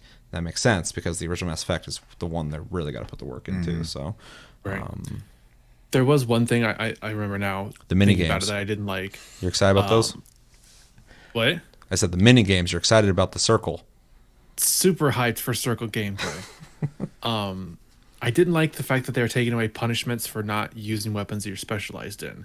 Yeah, I'm that curious takes away about from like the RPG element of the game, and it makes it more of this kind of like a baseline generic shooter style where everybody can use everything for whatever reason they want to. But it also puts it more in line with the following 2 games. Yeah. So I see why they're doing it, but I do think it's kind of a cop out. I think they probably should have kept that. But I don't think it's going to hurt anything outside of anybody who likes a game where there's a punishment for doing certain things, which I do appreciate, but I know why they're doing it. Because the other games I don't think did that. So it's still also encouraging you to use the right weapons because you get perks for using the right ones. You get nothing. There's just no for penalty. using, the wrong ones. No punishment. But I agree with you when they said that. I was kind of like, oh, let's see how it feels. But I do feel like that's kind of like making it a little more casual friendly, I guess, which is fine. But yeah. Right. Also, just like Final Fantasy VII Remake versus the original Final Fantasy VII, the original Mass Effect still exists as well. So those systems aren't like gone. You can still play that game. And that's always a fair point when people see like a movie being remade. Like, they're gonna ruin it. I'm like, no, they're not. That movie still exists. It's still Go watch there. it. Don't watch RoboCop. Stop bitching. Yeah. Just watch the original. Yeah, exactly. So, Although I can understand that the shred of potential of being excited about a new version, and you're like, they're gonna ruin it. I get the disappointment factor, the preemptive disappointment, but at the same time, it is not taking away from the original unless you don't have access to it. Sometimes there's games where it's harder to Final Fantasy Tactics. Find an old version. Don't remind me. You're about to make Chris cry, dude. That was instant. Yeah. It's about to break down. That game's hard to get a hold of unless you want to play it on cell phone, which is really stupid. Yeah, I would love to play it, not on cell phone. PC emulator. Yeah, I'll say I run it on my PC. Yep. Yeah. That'd be fun to revisit. I haven't played that in like for fucking ever. I've been saying this for years now, but I want to play through all the Final Fantasy games at some point. Every time I hear someone say that, I'm like, you ain't gonna do that. It's a long game. That's big game. That's original big game. My whole thing is I accept your challenge. I don't want to do it by OG big myself. I want to do it with people because then I don't have to sit there and play all of them necessarily. Yeah. And I've been trying to figure that out. Not very hard. I'm not putting a lot of work into that, obviously, but It's a big project Chevy has. Stay tuned. It's coming. Hold him to it. yeah. Be like, hey, Chevy, where's that big project at? Where's I would love to because I've Project Big Game? I've never played in completion, I should say, Final Fantasy 1 through 6. So I need to do that. I need to beat 6. I never did that. Gonna happen now. Brace yourself. I'm very excited. Do it. Do it. Put the Hades time into it. Gonna happen. Awesome. I'm excited. Anything else you guys want to touch on? Pleasantly surprised. Just to summarize, pleasantly surprised. pleasantly surprised. We got to that's real easy. And I'm stoked. I'm going to pick it up. I am open to the potential of this being garbage, though, because it's EA. And they like to... Put the fucking disc in, or I'm sorry, you're going to install the game because not everyone uses discs. I'm going to buy a disc. It's going to happen. And it's going to be like, Wait all for right, it. now we need $9.99 from you to unlock the menu. It's gonna come with a game disc or not a game disc, but they're gonna send you a chip to plug into your phone to swipe your credit card through for every transaction, for every menu you want to open up. This game costs $1 per minute. It's awful. Or it's going to take a bunch of shit out of the original, and you're like, oh, you want to play classic version? I thought you wanted the remaster. Fucking, you got to pay for the classic version. $60, man. Come on. It's a fair... You finally getting to play this game again. It's $60. What's money when it comes to happiness? Just fucking give us the money. Over here at EA, your best friends. We love you so much. Give us the money. That's going to happen. All right. Anything else? We done? Let us know in the comments. What do you think about the Mass Effect Legendary Edition? Are you excited for it? Are you not excited for it? What are you most excited for about this, if you are? What do you think about Mass Effect? Are you a fan of the first one, the second one, the third one? Do you like all three of them? Do you fucking hate any of them? Not a big fan. Are you kind of meh about it like Chris? And yeah, let me know everything you're thinking about. In the comments below. Whatever. Let me know. So we didn't talk about this preemptively. I'm just gonna let you bring this in, because you know a lot more about this than me. So just to kind of pass the ball to Chevy, some Final Fantasy 14 event happened, and they revealed a bunch of stuff. I play Final Fantasy 14 irregularly. Chevy and Chris play it regularly, and they watched a whole thing that hopefully there's some footage for that we could put up for people. That'd be awesome. Just throwing it out there. Chevy Big Project 2.0. I'm putting all these projects on Chevy. You just gotta go, nope. And yeah, we got some videos to watch, and Chevy can bring that in however he wants. Yeah, so I do want to kind of preface this with, obviously, we all know what happened in 2020, and this whole event is a response to not being able to have in-person events. They usually do 3 fan festivals where they slowly release information over the course of 3 events. They are now turning that into this event and another one in May, so there will be more information in May. And that is essentially their, hey, this is your fan festival. And the one in May is actually a 2-day event that's going to happen over a weekend to try to get as many people as possible to be able to watch it. So very cool. Also worth noting that it's completely free versus like FanFest is something you'd have to, it's a convention. You'd paid for it to go there. You had to get a hotel, blah, blah. The concert and everything is going to be 100% free.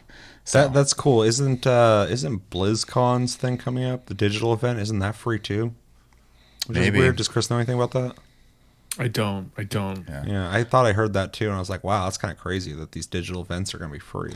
I'm mostly surprised just because the Primals are going to be there, which is a live band that a couple of the team members are in, but then because some of the members are not, they have warned there will be no VOD. You have to watch it live because they can't save it because the music will be copyrighted by the Primals. So Gotcha. That being said, someone will record it, guaranteed. So that being said, about 4 to 6 months ago, we should have had an expansion announcement already. This is that, essentially. So they did a whole almost 2-hour event with a lot of information for the sake of not only spoilers, but also The context is going to be lost on a lot of people. We're only going to do a couple things in this episode. We're going to watch the trailer. We're going to watch a hardware announcement, and we're going to watch the new job, because there's always new jobs when the expansion comes out. If you are even remotely concerned about spoilers, I would say when we watch the trailer, maybe we can give a quick warning. Sure. And then the trailer's only like, I think 3 to 5 minutes long, so just skip ahead a little bit. I honestly feel, and the only reason we're even watching it with Seth, because it would be spoiler for him, I don't think the context is there to actually be a spoiler. Yeah.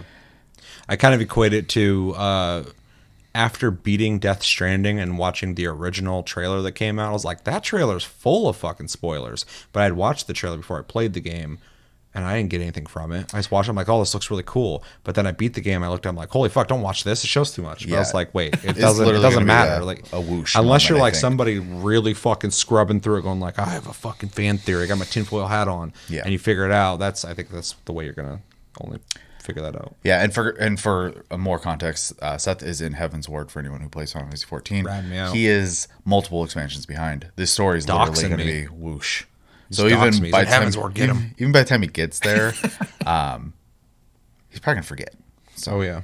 So Yeah, you were I think like, this is safe. you were like, someone spoiled it for you, and I was like, I don't remember. And you're like, oh, it happened here. I'm like, no, I remember that event. I still remember what the fuck they said. I remember this happening. I just Yeah, so went right over my head. this is just going to be essentially him getting to watch a CG trailer that has awesome music. Bro, I'm fucking here for the hardware reveal to fucking judge the shit out of that, positively or negatively. I'm here to watch a cool ass trailer because it's fucking Square Enix when it comes to trailers, and it's gonna be sick and great music. I'm here for that, and I'm here to be stoked about a job. Yeah. Give me a job. And that's all we're going to do. If there's something you think that we should show Seth, let me know in the comments below. Not even Final Fantasy related, just fucking In show general, Seth, yeah. show Seth this. What does Seth need to see? Yeah, just whatever. Make a show. Show Seth this. I'm just gonna be like, okay, I see it. Yeah. That's cool, dude. And if you want more information on it, there's plenty of people covering it, but let me know and maybe we can figure something out. So the first video we're gonna watch is this one, right? Yes. So this is Final Fantasy 14 PS5 version overview. And one more quick thing, there may be potential spoilers here. So if you want to watch this on your own somewhere, or if you're worried about the trailer showing you something, we won't be insulted if you skip this. Why don't we check the time amount on this? This is a 1 minute video. What's the next one? 3 minutes, and the last one is 1 minute. 50 seconds. So yeah, so you know when we start a video how far to skip ahead. There's your Skip information. 15 minutes ahead. Because we're going to be talking here. All right. So, this is PS5. We're going to watch this. You guys ready? Yes. Yep. All right. 3, 2, 1, go. PS5. PS5.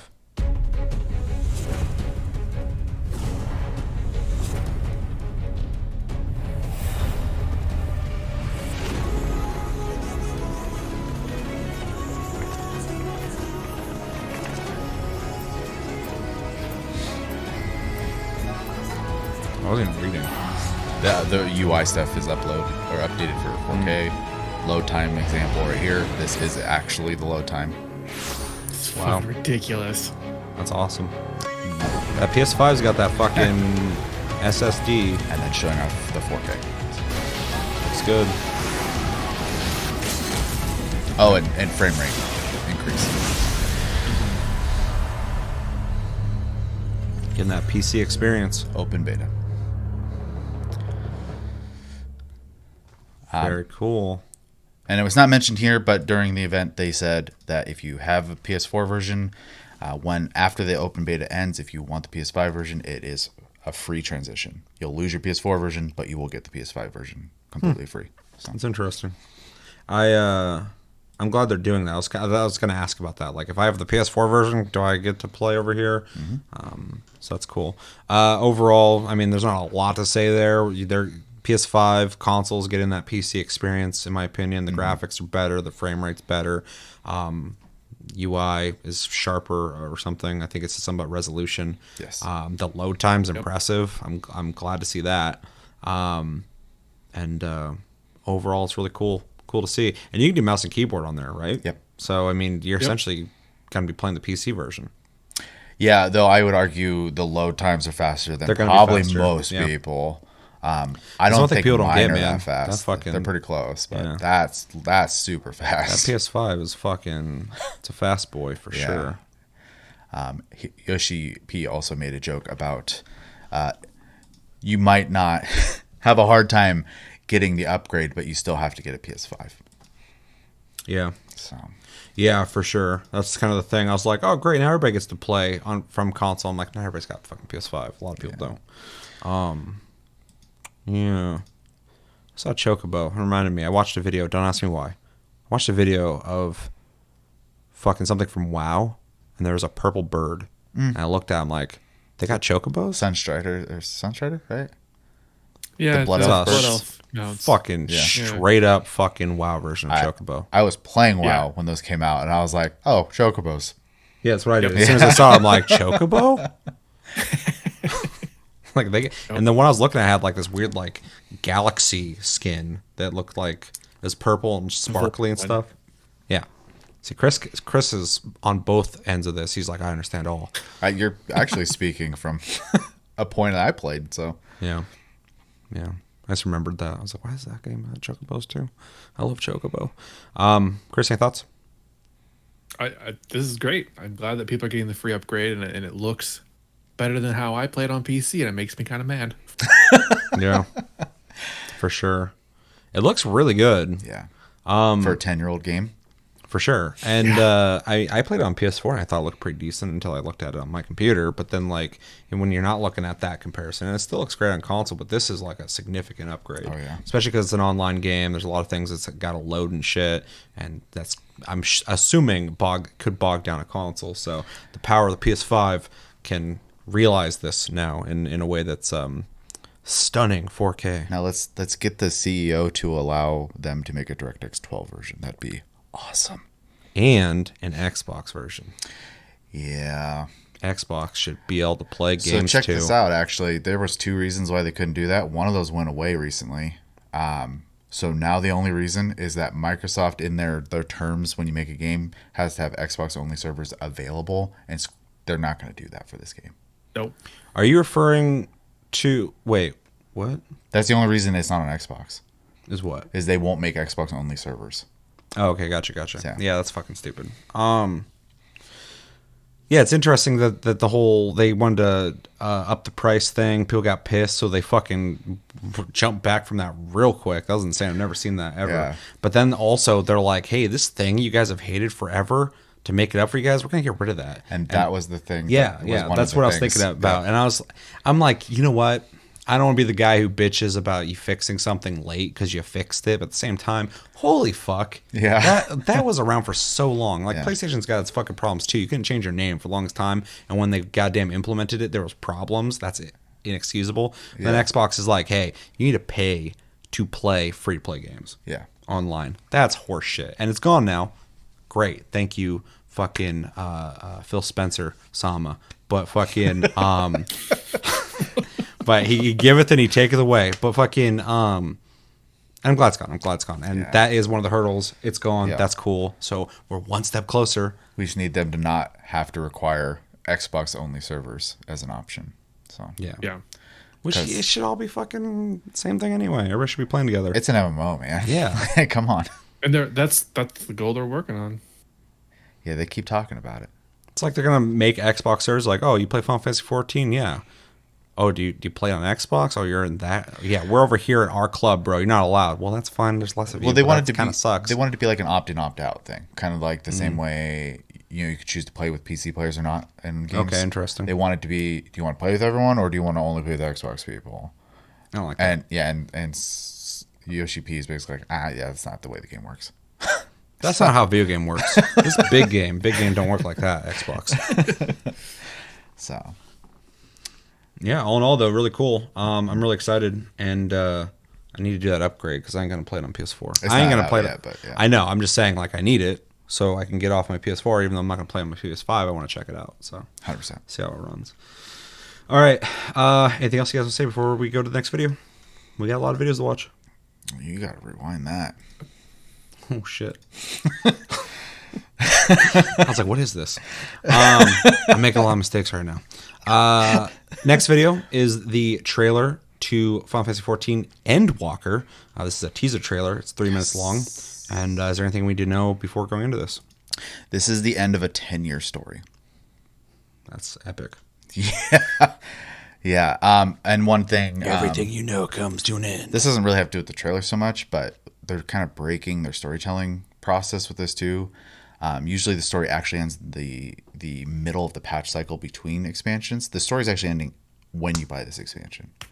And then after that, the patches will start a whole new adventure that who fucking knows where they're going to go at this point. Interesting. So, pretty cool. It's a very exciting time. Scary It's sounding. also scary. Yeah. It's horrifying. So that's all I'm going to say. And there is a spoiler, you said, in this trailer for anyone who's paying It attention. would have been a spoiler for you. There's a spoiler for everybody. 'Cause, yeah, as soon as the trailer starts. But, Okay. But it's going to be lost on me. So for 100%. anybody watching this who potentially could be like, oh, I'm almost to the point where this is going to be more relevant to me, maybe you should not watch or something. Yeah. And maybe just go watch the event instead if you need more context on this. This is literally a trailer reaction. Yeah, if you're here for info on this, I mean, you guys can only give so much. I'm not going to give you a shit. So Yeah. definitely go watch that. Yeah, this is more so reacting to this very specific video. Same with the last one, same with the next one. So, All right. We ready to watch it? yeah, I've already watched it like 6 times. 7th time is the charm. All right. 3, 2, 1, go.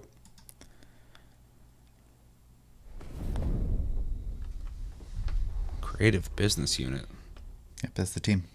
3. It's a good name.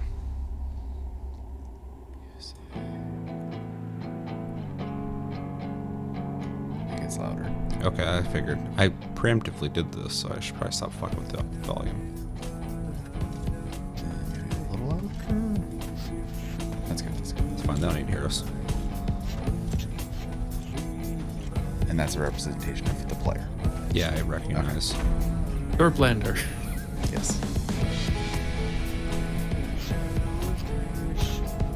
Is this new music? Yes. Cool.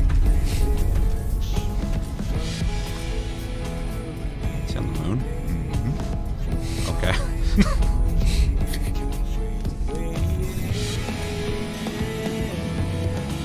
The final days were upon us. Oh, that was Chris for a The second. I fabric of was the like, star had begun to fray, its lands rent by tooth and claw.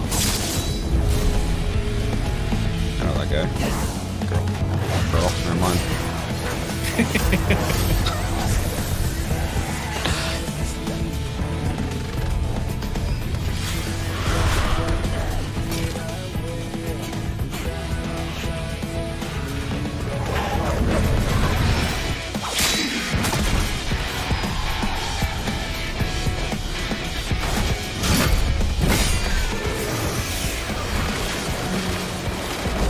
What the fuck is going on? Is this Fantasy Star? That's what Mr. Happy said too. Oh, really? Yeah. Are you all right? I know that guy. Yeah. Alphanod. Look after myself, you know. Yeah, that's the one. That's the guy. And I've had enough of this rabble. Come on! I like the pink sword.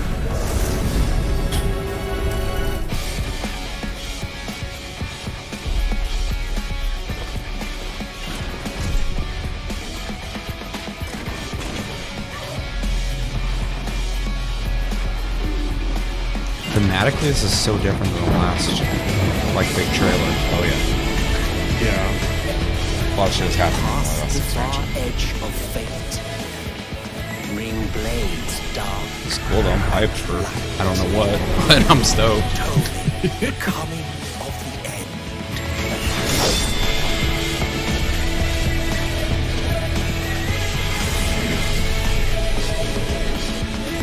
Destiny 3.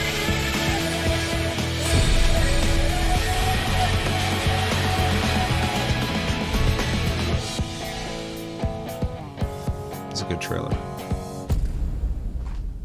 So soon too. Yeah. That's crazy. All right. Well, I'm the only one reacting to this, and I of course want to hear what you guys have to say. But a lot of that was lost on me. But the visuals are very good. The music was very good. I really dug everything about that trailer. I thought it was really good at building hype. I was like sitting here like hyped for something, and I'm like, I don't know what I'm hyped for, but I'm like, I'm getting pumped. Same thing happened with like the last expansions trailer though. I like watched that and I was like, this is fucking cool. I want to play this. What is this game? That's the part you need to get to. Yeah. But yeah, I can't really tell about like what I saw here, but very cool visuals. It seems almost like a culmination. You said it's like the end of a 10-year story. The trailer felt like it's culminating to something, so that's kind of cool. I don't know what, but I hope someday to find out. I mean, Square Enix, so the CGI was really good and the action was really cool looking. I'm really curious where the story went because I'm seeing people on fucking the moon and everything. I don't know. I have no idea what's going on. It shows the map burning, so I'm sitting here going like, what the fuck is going on? So I need to catch up. You know, and it's crazy too because there's such like with context. There's so much happening in that trailer. It's crazy. Yeah, I was lost 100%. And I knew that was the case. That's why I felt it was safe for you to see it. Yeah. Just so much info. I'm like, I don't know what's happening. Yeah. God, yeah. The story's in such a great place right now that this trailer is just amazing. So it's awesome to hear. Yeah. That though, everybody, no one guessed because that's without telling you what the new job is. That's the new job. I kind of figured, because I was like, I don't recognize that shit. And I was watching, I was like, what the hell is that? So yeah, the first thing I thought, and you said Mr. Happy said the same thing, but like I looked at it, I'm like, that reminds me like Fantasy Star, which I'm fucking all about. I don't think the next trailer will actually explain the job, so I guess I'll go ahead and just say that now. Let's talk about it before we watch the video. Yeah, well, why don't we have Chris also talk about his impression of the trailer first? That's what I'm saying. Oh, yeah. I like you said, the music kind of has like a somber resolve to it, which is really well culminating of what's happening from what we know. Expansion. Yeah, the music feels like a conclusion as well. Like the whole trailer feels like it's like I said, a culmination. It's interesting. Yeah.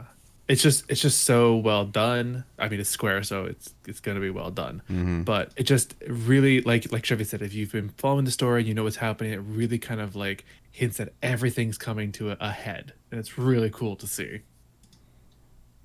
Yeah. Yeah, I'm upsetting to get you guys' initial reactions, but do you guys have that? Yeah, we technically have that. Yeah, we should definitely get that on the channel. But obviously it translates. You guys both seem really pumped. I'm pumped. I don't even know what I'm pumped for. So, oh my god! Ever since Shadowbringers came out, every single patch, I'll get asked what I'm doing first. And I'm not gonna say who's asking me these questions, but I get these questions. Give them the address. Those people. And every time I'm like, I'm doing the story first. It's all I care about, really, at this point. Like, I need to know where it's going. Yeah. So, that I can't remember her name, but she is amazing, and I'm glad she got recognition. And in fact, it oversees the story production at this point. So anytime, even if someone else writes it, she has to look at it first. So interesting, awesome. Yeah, they did a really good job, especially because like one thing the Shadowbringers did, without going into too much detail, is they're trying to get rid of the idea of good and evil.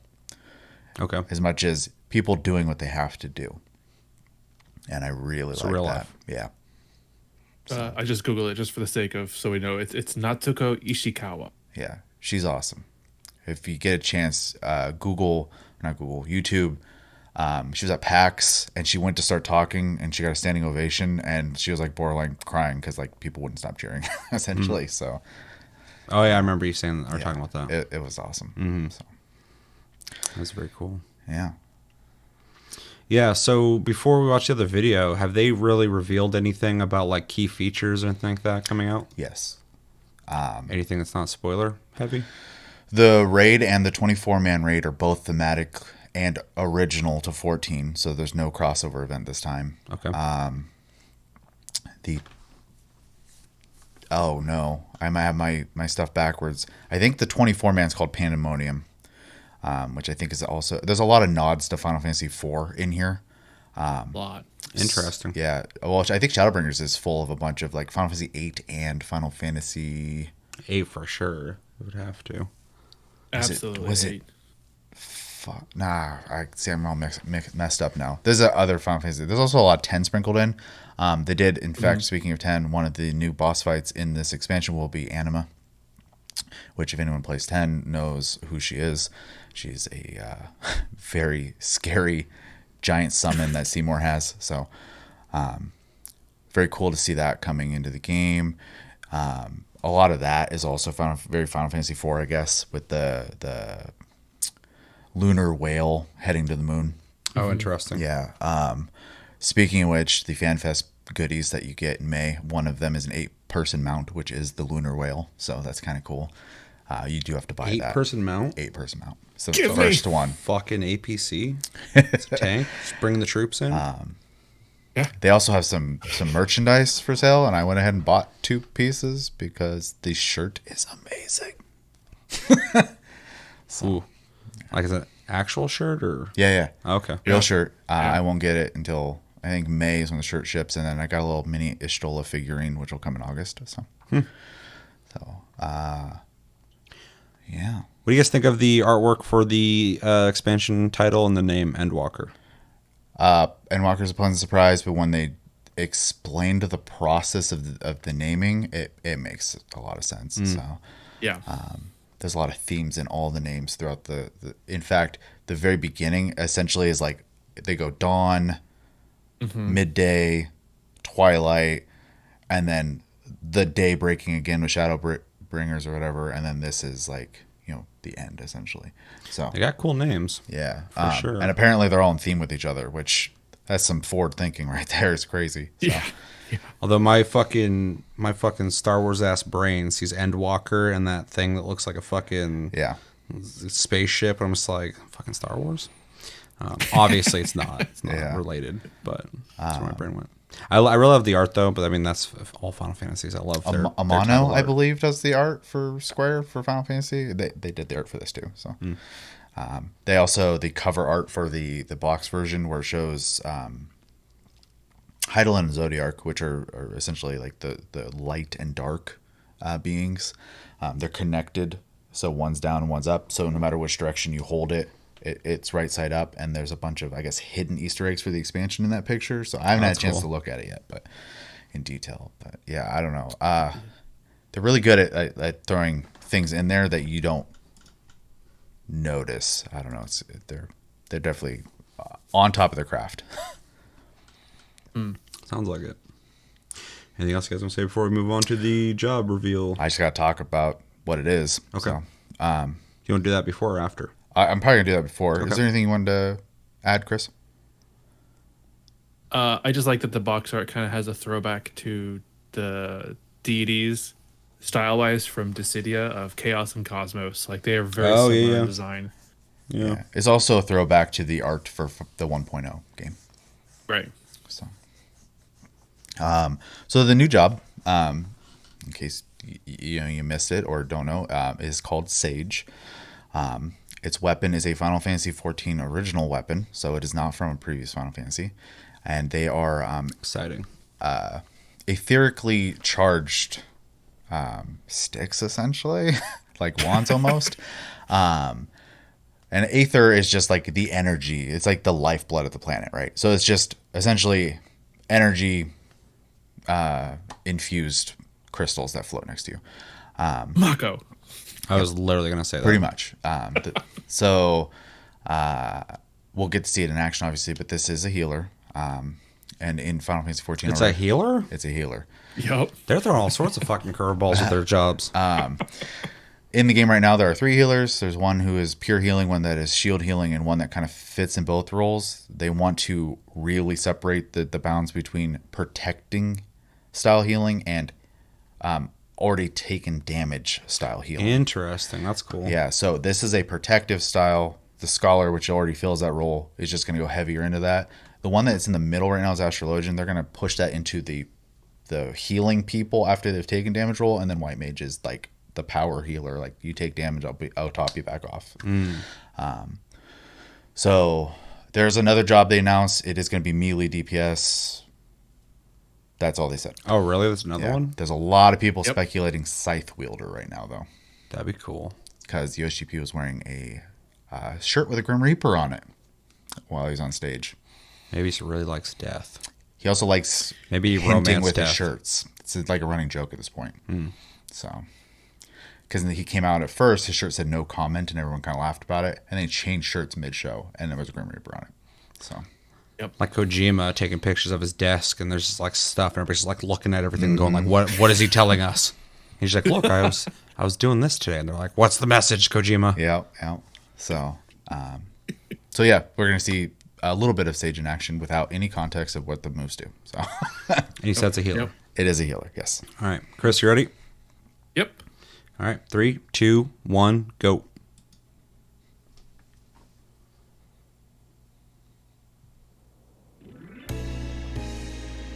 Ooh, that music. I feel like I'm playing Gran Turismo.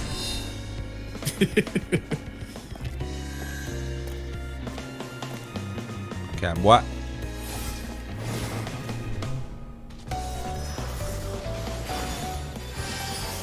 I always like the aesthetic of floating swords or floating whatever these are. Fucking missiles, gun, sword things.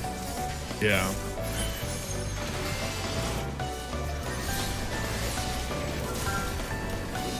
Very flashy. That's 14's combat. That's it. That's it. That's all you get. I wanted more.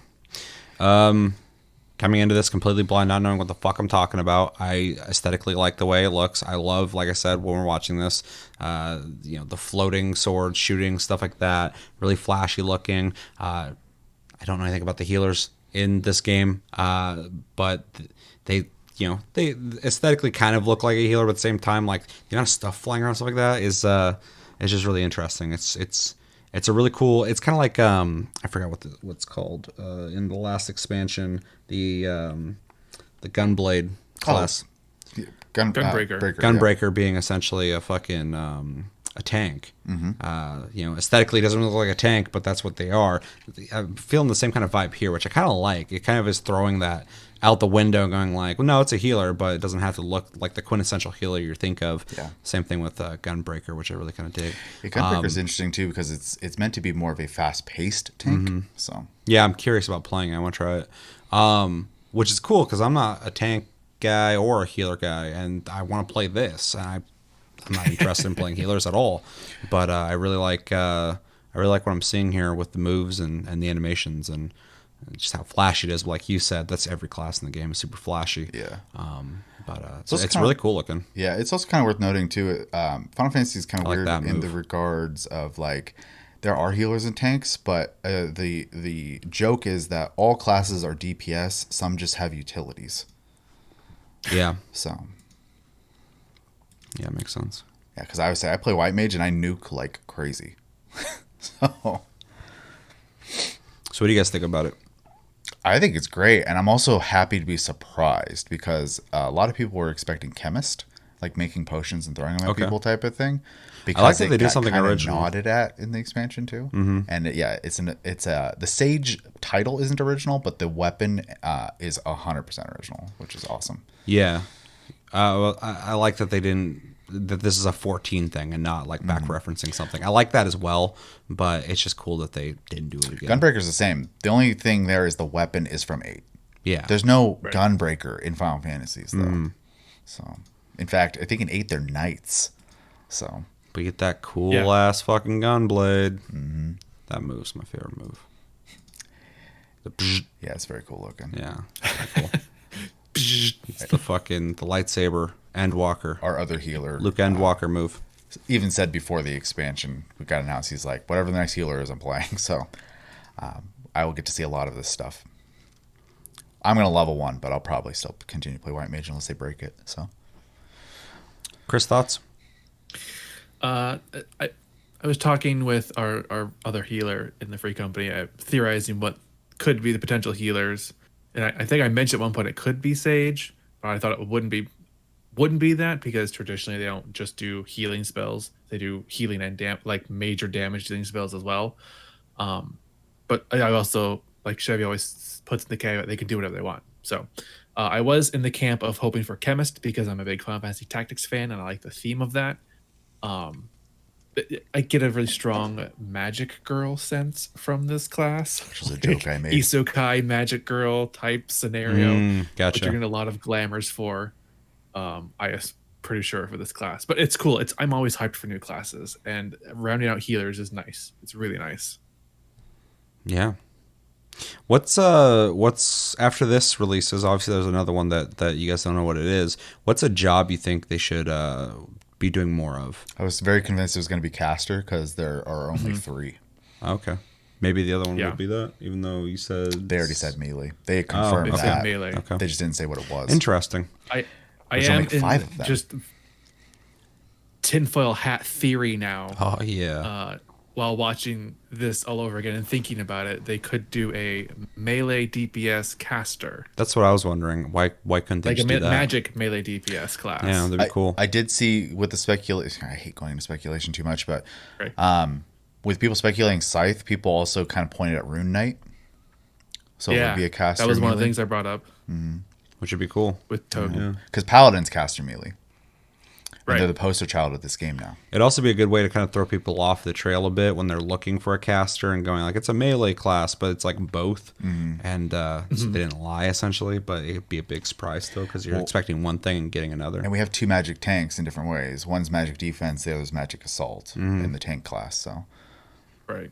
So we So don't it's- have that in melee So damage. it's, yeah, not something that they couldn't do because they were done in other places. One in Final Fantasy XI, they have Rune Fencer, which is a magic fencer. Right. So That sounds cool. Bring that over. or they have Red Mage, which is a fencer. Yeah, never mind. Yeah, it's Can't pretty do much the rune fencer. it. Can't do it. They've ruined it. They have both in 11. Maybe they can do it. My hopes are back. Yeah, the thing I was thinking, because the part you didn't get to see is that they show off new zones and stuff like that. One of them is a very like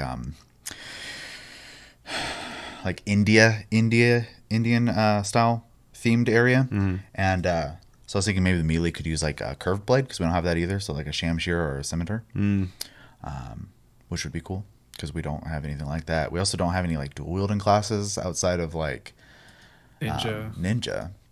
So it would be cool to see. Unk, technically. Wow, yeah, that's punching. What's the class that I've seen? I know I've heard a couple people say Berserker, but I honestly feel Warrior is meant to be the Berserker of 14. So I would not hold my breath on that one. And then Probably why I like them. a lot of people like them, at least like thematically. In the tank role right now, I think they're like the 3rd most popular one right now. What the hell is it? I'm like drawing a huge blank right now. Anyways, another dual wield class that uses like duelist. There we go. That's the one that uses two like scimitars or shamshires or whatever. So would be interesting because we just don't have it. Would be cool for sure. Yeah. Other than that, I'm really excited about the prospect of them throwing another curveball at us the next job at this point, because I already wasn't expecting melee. I wasn't expecting the healer to have like floating weapons like this, and the story's going in a direction that I like makes sense now, but like it wasn't predicting at all. So like they're doing a really good job, like because a big complaint people had with the writing of the game, I think around Stormblood specifically, was it was getting really predictable. And I think they kind of threw that out the window anyways with Shadowbringers, and they're really kind of throwing it out the window now. So they're trying really hard not to be predictable, and I appreciate that. So Keeping people guessing, which is very cool. Anything else you guys want to say on it? you need to catch up. I need to catch up. Scale of 1 to 10, how hyped are you? 10. Chris? 11. I'm always hyped for expansions. Fucking 11. It's cool. I'm glad because earlier you were saying like everything's great and it's only could get better hopefully. So it's good to hear because sometimes when expansions release, people are like, "Oh, game kind of wasn't that great. Hopefully this one's good." So you guys are just like ready to fucking go to the next one. So I don't think they've made too many. I don't think they've made a big enough hiccup. There are things obviously within the game. launch was the big hiccup. That was the big hiccup. They That fixed was the hiccup. Yeah. I know people complain about like, and by complain I mean they're they just want more. Which Screaming anyone who and loves breaking anything things. wants more of it, right? I get that. I want more. The gameplay loop has been the same forever, and then to kind of circumvent that, they make a lot of side stuff in the game to do instead. I'm okay with that, and I get kind of tired of people like kind of complaining about that, just because like that is the success of the game essentially is that progression through the story, and the like knowing that at this point we're gonna do a raid, at this point we're gonna get this kind of raid, blah blah blah type of thing, and then they get to do now that you have the game that you're here playing anyways and love. Here's all this other stuff where we can experiment. Yeah. And sometimes when something's well received enough, it gets kind of slipped into that. Okay, now this is part of the process. So, No, it's smart. yeah. I think what happened was with 2020 and the huge gap of content, I think people just had way too much time to like sit on a game that couldn't change for obvious reasons. So. Yeah. Yeah, that makes sense. Yeah. All right. Anything else? I can't wait for May to hear more about it. Also, Me too. There's patch 5.5 information that I am trying to watch, but obviously we had to film, and that video's not going anywhere. So. I want to know what the new job is. Me too. Once someone said Scythe, and I've heard a couple people say it now, it kind of... Also, we don't have, other than Katana, a two-handed damage class. They're both tanks. So, Yeah. That'd be cool. yeah, so there's a lot of things they just haven't done in the melee tree, which does open a lot of possibilities. So, Yeah. All right. Well, let us know in the comments. What did you guys think of the Endwalker trailer, the Sage reveal? What do you think about the Sage job class? What do you think the unrevealed one is going to be? Do you think it's going to be that Scythe dude? Do you think it's going to be a mix of melee and magic user or something else? Maybe they're completely lying to you guys. What do you think about the PS5 version? Are you going to play that on PS5 or play it on PC or continue playing it on PS4 or wish you're playing on Xbox? And yeah, what's your favorite part about the trailer? Where are you in the game? Are you further than I am? I'm sure you are. Maybe you're brand new and then you'll pass me in a couple days. You're like, I did it. And yeah, let me know everything you're thinking about in the comments below when it comes to Final Fantasy XIV Endwalker and potential content coming soon. It's that time again where we read your comments and reply to them. If you'd like your comment to be considered for this, type in hashtag AskTLG on your comment. That will pretty much guarantee that we read it and reply to it. Otherwise, I pick it at random. So if I don't read your comment and you're like, what the fuck? You should have typed in hashtag AskTLG. And yeah, although lately I've just been reading them all, so I should probably be a little more specific about that so people actually type that in. Otherwise, everybody's just like, he'll fucking read it. He reads them all. all bark, no bite. Pretty much. So is this, which one's the most recent one? Okay, so recently we did a video on reacting to the Medium gameplay, which the game is out now. I still haven't played it. And Valve making peripherals that potentially want to get in your brain. Yeah, they're saying all sorts of crazy shit. Go back and watch that episode. But yeah, they're talking about, like, he's talking about people as outside of their brain of being meat peripherals. Yeah. And he's like, the world will just be boring without the shit we're going to be putting in your brain. I'm like, okay, slow down. Cyberpunk. Yep. So I got a comment from Simon Borderline Dumpster Fire Randall saying, Medium looks pretty janky, and this footage mainly just shows the gameplay to be a utility for the story to progress instead of something to have fun with. But this is more going to be about game direction and story.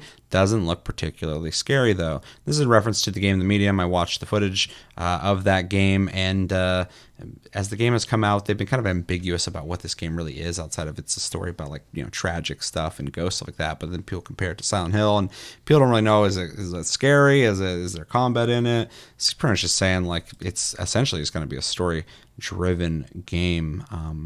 It's not really about the fun. What do you guys think about that? Have you guys seen The Medium at all? We watched a thing on it a long time ago at one of those events, but you probably have forgotten by now. I watched that episode that Okay. you did anyway, so I think it obviously takes some inspiration from that era of gaming, and very specifically that type of game, like your Resident Evils and your Silent Hills and stuff like that, specifically with like set cameras and stuff like that. Other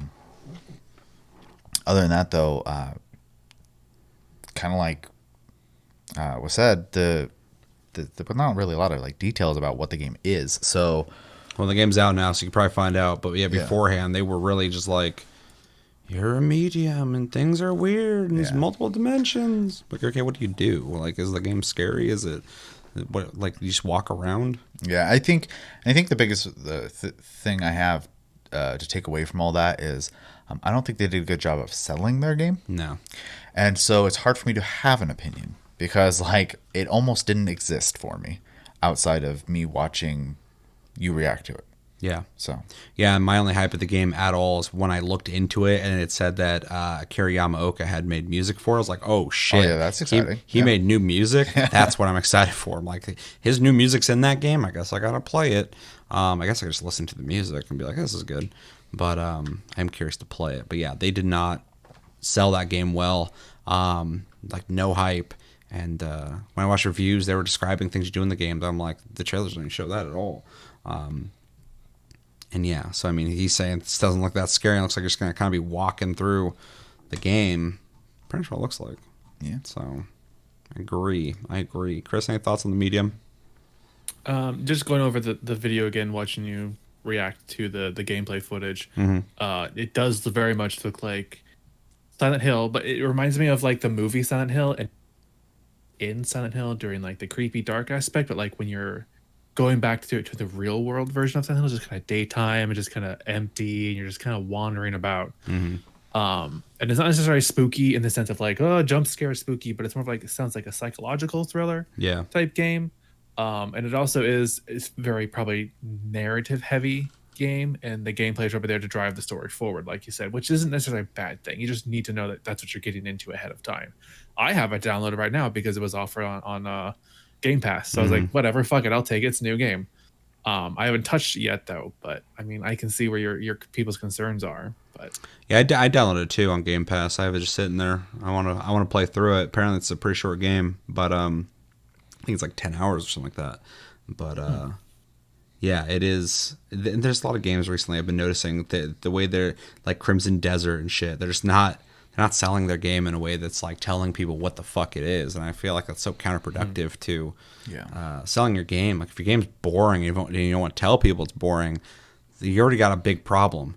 And if your game's great and you're not telling people that it's great, then you're losing out on people who are gonna fucking also a problem. Yeah, play the fucking game. So you need to be a little revealing. I know you like keeping stuff secret's cool. I prefer that too, but kind of showcase what the general gameplay of the game is going to be. Because looking at the game and going like, wow, it's kind of, somber and dark, but is it spooky? I have no idea. What are you doing? I don't know. You walk. Okay. What else? Akira Yamaoka made music. Who's that? Or, oh, cool, I didn't know that. I mean, that's as much as you get out of this, so. Yeah. And if you don't reveal much about your game, at least like the bare minimums of like what the game is going to be like style-wise, who's your target audience then, and how do you appeal to those people, and how do you get those people to play the game? Like, it's bad advertising at that point. Like, Mysteria is great for advertising because it really hype up your game. Like, what's this game about? What's it going to be like? But it gets to a certain point where if your audience doesn't know what the game is going to be and who would really want to play it, then you're going to get people playing it who are not your target, and it's going to make bad reviews for your game. Yeah. Yeah, I mean, you don't even have to spoil things to like tell people what it is. Like, you can literally just come out with a blanket statement like, this is a third-person action adventure psychological thriller. Yeah, where you will investigate things and find out information, do puzzles, and every once in a while test your skills against enemies trying to kill you, and you're like, oh, okay. Yeah, you've at least put some groundwork down where people have something to work with, right? Yeah. And being a little revealing leads to people being able to have fun and speculate anyways, right? So that it actually creates its own hype train in that regard. You have to be a little careful with that because people will overdo it, but it's really kind of their fault at that point. But it is something to consider because if you overhype something, usually disappointment follows. So yeah. And to the note about the jankiness, I think it looks a little janky as well. I think the faces don't look that great. How many people made this game, though? I think it's a smaller team. But one thing I was surprised about, and go back and watch the episode or watch at least the gameplay for yourself, the voice acting was actually like way better than I thought it'd be. Like, it's actually pretty good. So if you can look past the plasticky, weird faces, and that person in the background just disappearing once the fucking scene changed. It could be interesting. But yeah, I think it does have a jank to it that doesn't sell the game very well either when they're keeping it a secret on what the fuck the game is in the first place. For sure. So, yeah. So that's it, unless somebody else has something to say. Thank you for the comment, Simon. And moving on to the other episode, which was reviewing Greedfall, Maneater, and Shadow of the Tomb Raider. That was Plus Club, where we got a bunch of people on Reddit and a bunch of people who watched the video as well. So thank you, everybody who participated in Plus Club. I'm also surprised the reception there. I was honestly expecting people to be upset. So Nobody was upset that I saw. it's good. In fact, and I was not nice to Tomb Raider. Nobody said anything. There's a bunch of people on Reddit who were like, I loved this game. I'm like, that's awesome. I'm so stoked that you liked it. And I'm not even saying that condescendingly. I'm like, that's awesome. It's just not for me. Yeah. But when I say like, I don't like this, I'm waiting for someone to go, well, you fucking It's 100% what I expect. thinking of like something like, you're not good at video games. That's why you can't like masterpieces, something stupid like that. Yeah. But no, that's the beauty of the conversations that we have in the comments, but also on Reddit and shit, is like most people, when they find out what I'm trying to do with the show, they come in with that mentality of like, oh, we're discussing our opinions. Okay, cool. Yeah. And like, I love that. Every once in a while you get one person who's like, game sucks. And even then when they say that and don't like try and, fuck up somebody else's opinion, I'm like, that's fair. If you don't like the game, you don't like the game. For sure. So. Yeah, no, But yeah, no one really going like, your opinion is wrong. Yeah, that was a hard episode because I was just like thinking about my opinions on the 3 games, and you should go back and watch that and see what we have to say about it, obviously. But a little bit of a spoiler, even though it's already out.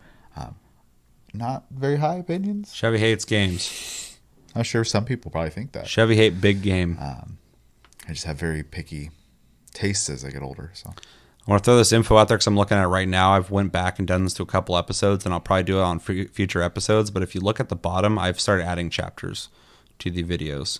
So not only do you have a visual representation on the videos that it has been kind of a visual style to the show since fucking forever. Yeah. But now I'm adding it to the YouTube bar as well. I don't know when YouTube added that, but I've seen a lot of people using it lately. And I just learned how cool. to do it. Yeah. It's really simple. You just put the info in the description box. Yeah, it's great. Yeah. So now you can look through and see how long the segments might run and go, oh, I don't want to watch this part. I'll watch that part. So that's a thing now. So I don't care about short game. Yeah. But yeah, I agree. Nobody fucking showed up and was like, fuck you. Yeah, so that's great. That's nice. Although you can do that if you really want to. I'll have a conversation with you myself. That'll be fun. But luckily we get the right kind of people around here. All right, so we got some comments. One from Calamity Cody, or Code, Calamity Code. As a longtime PlayStation fanboy, this series is exactly what I want out of a podcast. Phenomenal work from all of you. New subscriber, came from Reddit. Can't wait to see more. Thank you for that. Thank you. Welcome to the channel. Welcome to the community. I'm glad that we can offer you what you've been looking for. That's really it means a lot to all of us. Hopefully we hear back from you again in a future episode. I would say it's just three dudes sitting around talking about video games. So that you even want to listen to us talk is great. So yeah, and even join in the conversation every time we have these conversations. But really appreciate that. I wanted you guys to hear that as well. Let's see. Maneki Neko says, I actually just started up a Morrowind playthrough today because I had mentioned that in the episode. I love having to actually work to get those attributes. Fucking preach. It'd be so sick if Morrowind got a remastered treatment. What do you guys think about that? But not by Bethesda. Make a remaster, but not by you. It's ours, not by you. Somebody else. Have Blue today. Point. No, it's not Blue Point. Maybe it is. The people who did Demon Souls, have them do it. Yeah, that'd be sick. Yeah, Blue Point fucking does remaster of Morrowind. I'm sold. I'm in. But that's a big fucking task. It'd be a big game to remaster now or remake. Let them do it. Fuck it. That'd be cool. Chris, any thoughts on Morrowind? You big fan? I've actually never played Morrowind. Ooh. Morrowind's the best Elder Scrolls. Fight me. It is. I was about to say something else, but I just sat there and said, hey, it's good when we all have opinions that we respect. I was about to go, fucking this one game that's related to that game, not as good, in my opinion. my humble opinion. Yeah, play Morrowind with mods. You can make the game look pretty. Honestly, it's pretty dated right now. Pretty responsible looking. Be a little open-minded. We got there's so many good comments here. Puppet Master says, for me, my favorite Tomb Raider of the new ones is definitely the first. This is what a lot of people said. I had my complaints about this one, but everybody like was respectful about that. But like, yeah, I get that. But the first one I think was the better one. I'm like, I feel like it was too. Yeah, so favorite Tomb Raider of the new ones is definitely the first. Something about Laura starting as an absolute amateur at Tomb Raider and exploring turns into a killing machine by the end just fits for a better story than 2 and 3 does. Haven't beat 2 or 3 yet, but just from the beginning areas of both, I was immediately taken out. Maneater I haven't played too much of, but the part that I did play I absolutely love.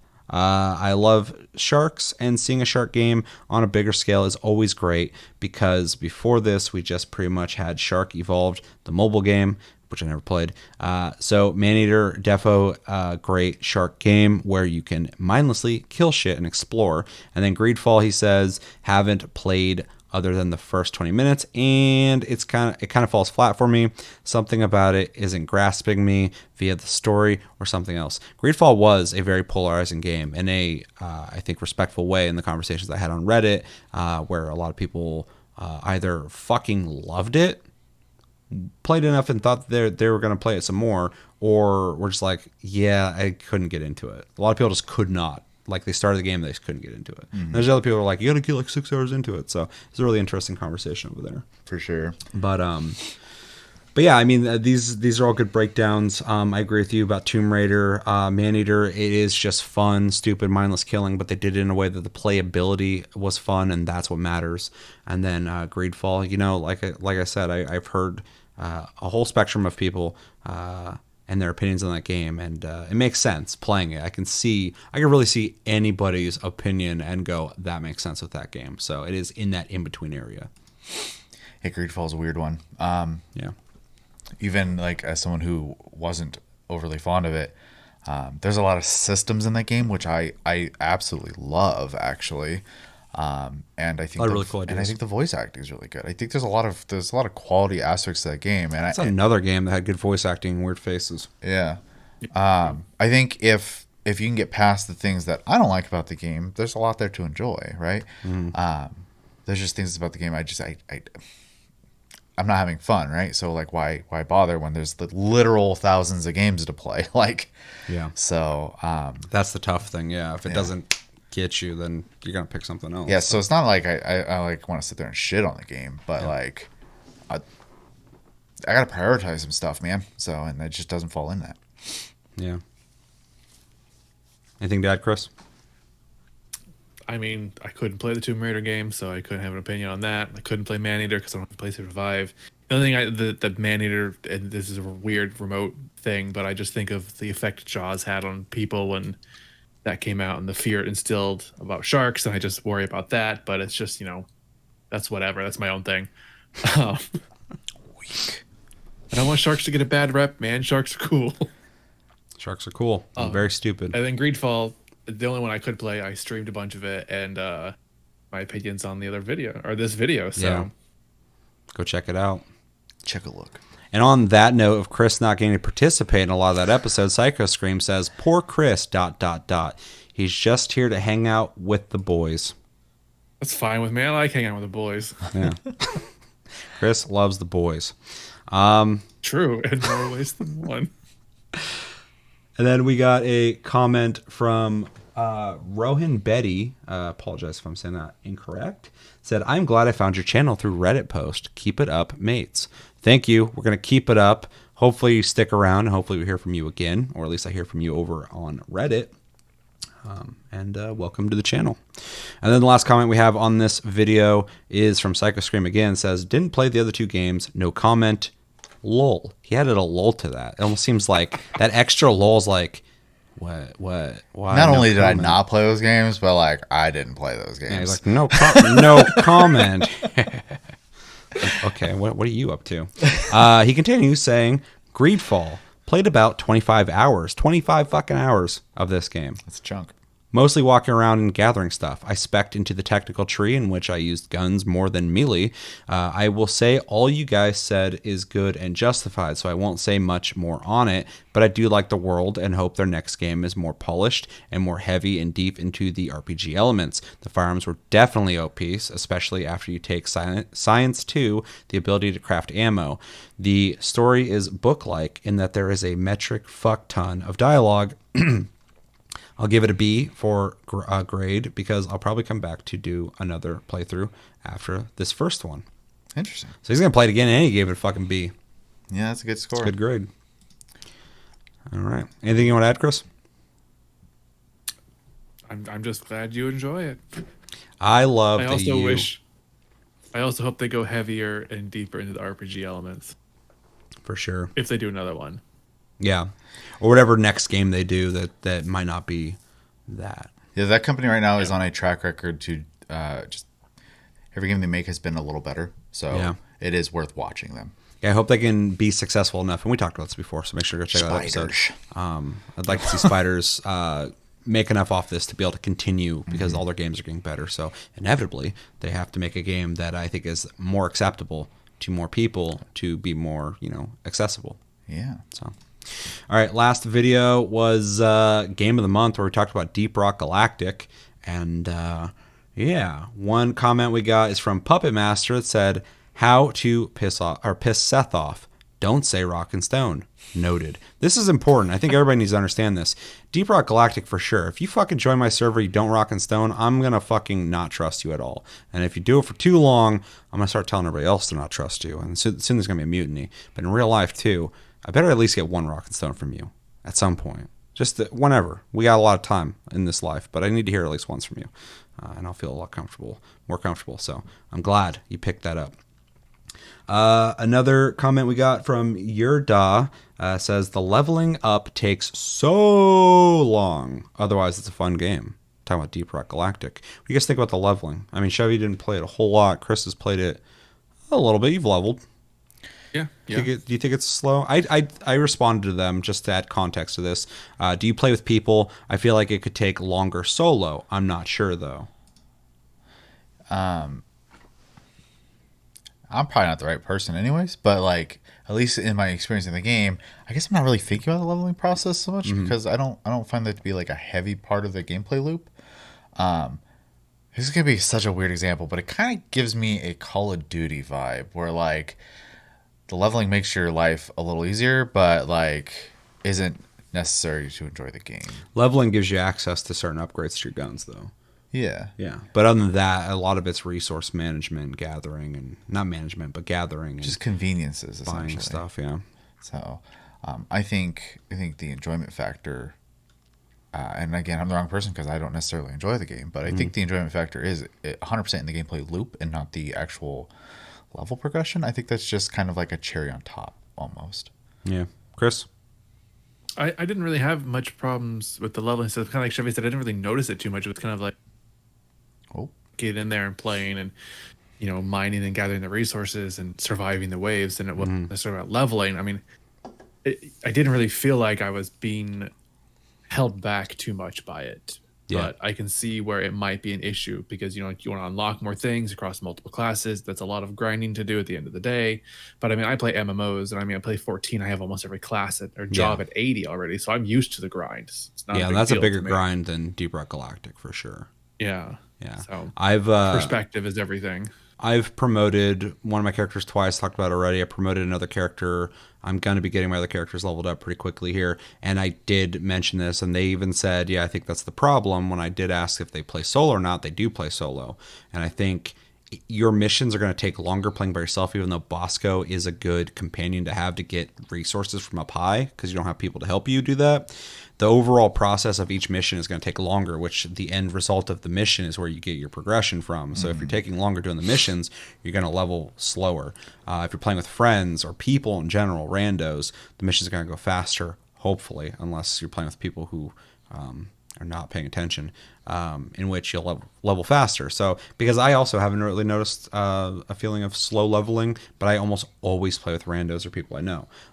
So that was my kind of assumption. So I would say in this case, if you have a chance to play with somebody you know, or you're okay or can find a way to be okay with playing with randos, I think it is the way to go. I think the game was designed for that, and I can completely respect somebody not wanting to do that. That's why they made Bosco. I think it's a good system, but the leveling will be slower, I think, no matter what, if you're playing by yourself. Because otherwise, I think it's pretty quick. I was playing earlier today. I got like a level and a half off of one mission. I got a level off another mission. When you get closer to 20, it slows down a little bit, but not a lot. So it really just depends on how you're playing it, I think, and not to your skill level, but who you're playing with and stuff, and how fast you can get through missions. There's some people who and it drives me nuts. The people are like, this is how the pros do it. They'll run in and they'll sloppily mine shit, and there's so much fucking stuff left behind, and they just run through, and half the time they get fucking murdered because they just run ahead. And the mission doesn't even get beaten that much faster, but in their head, they're like, we got to beat this mission fucking quick because this is how you progress faster. And speed run. I'd rather not play with those people than play with them. So there's a good middle ground there where you just play with friends and, beat the missions and enjoy yourself at a rate that's faster than by yourself. Anything else you guys want to add to that? Mm-mm. All right, moving on. The Josh, somebody that I kind of know, says, Schwarm coming. I know exactly what he's talking about. That's why I'm saying that accent. If that's an accent, Schwarm. I'll just leave it at that. You guys watch that episode. Maybe you'll know what I'm talking about. And then the last comment of this segment is from Don't Fight Da Pie. I don't know what that means, but I like the name. They say Rock and Stone. What did I say about Rock and Stone earlier? They said Rock and Stone. I fucking trust Don't Fight Da Pie a little more. Maybe if they played Deep Rock Galactic. Rock and Stone to the bone, baby. And unless you guys have something to say, that's gonna do it for this episode of not Plus Club. I was looking at Plus Club. I was like, fuck. Tastecast. Abort. Episode 33. 133. I'm all fucked up. As always, thank you for watching. Make sure to like and subscribe if you enjoyed this episode. Make sure to check out our other episodes. Check us out on social media, link down below. Check out our streams, link down below. Me and Chris are both streaming more often lately, so make sure to check out those links below. Give us a follow and check out our streams. If Shay starts streaming, follow him as well. And we have a Discord link down below. You can talk to us anytime, all the time. We're on iTunes, Spotify, and other podcast platforms if you prefer to listen to us, and in audio form. And Patreon. You can support the channel if you want to. It's all appreciated. My name's Seth. I'm Chevy. And I'm Chris. Until the next episode, have a good weekend, guys, and take it easy.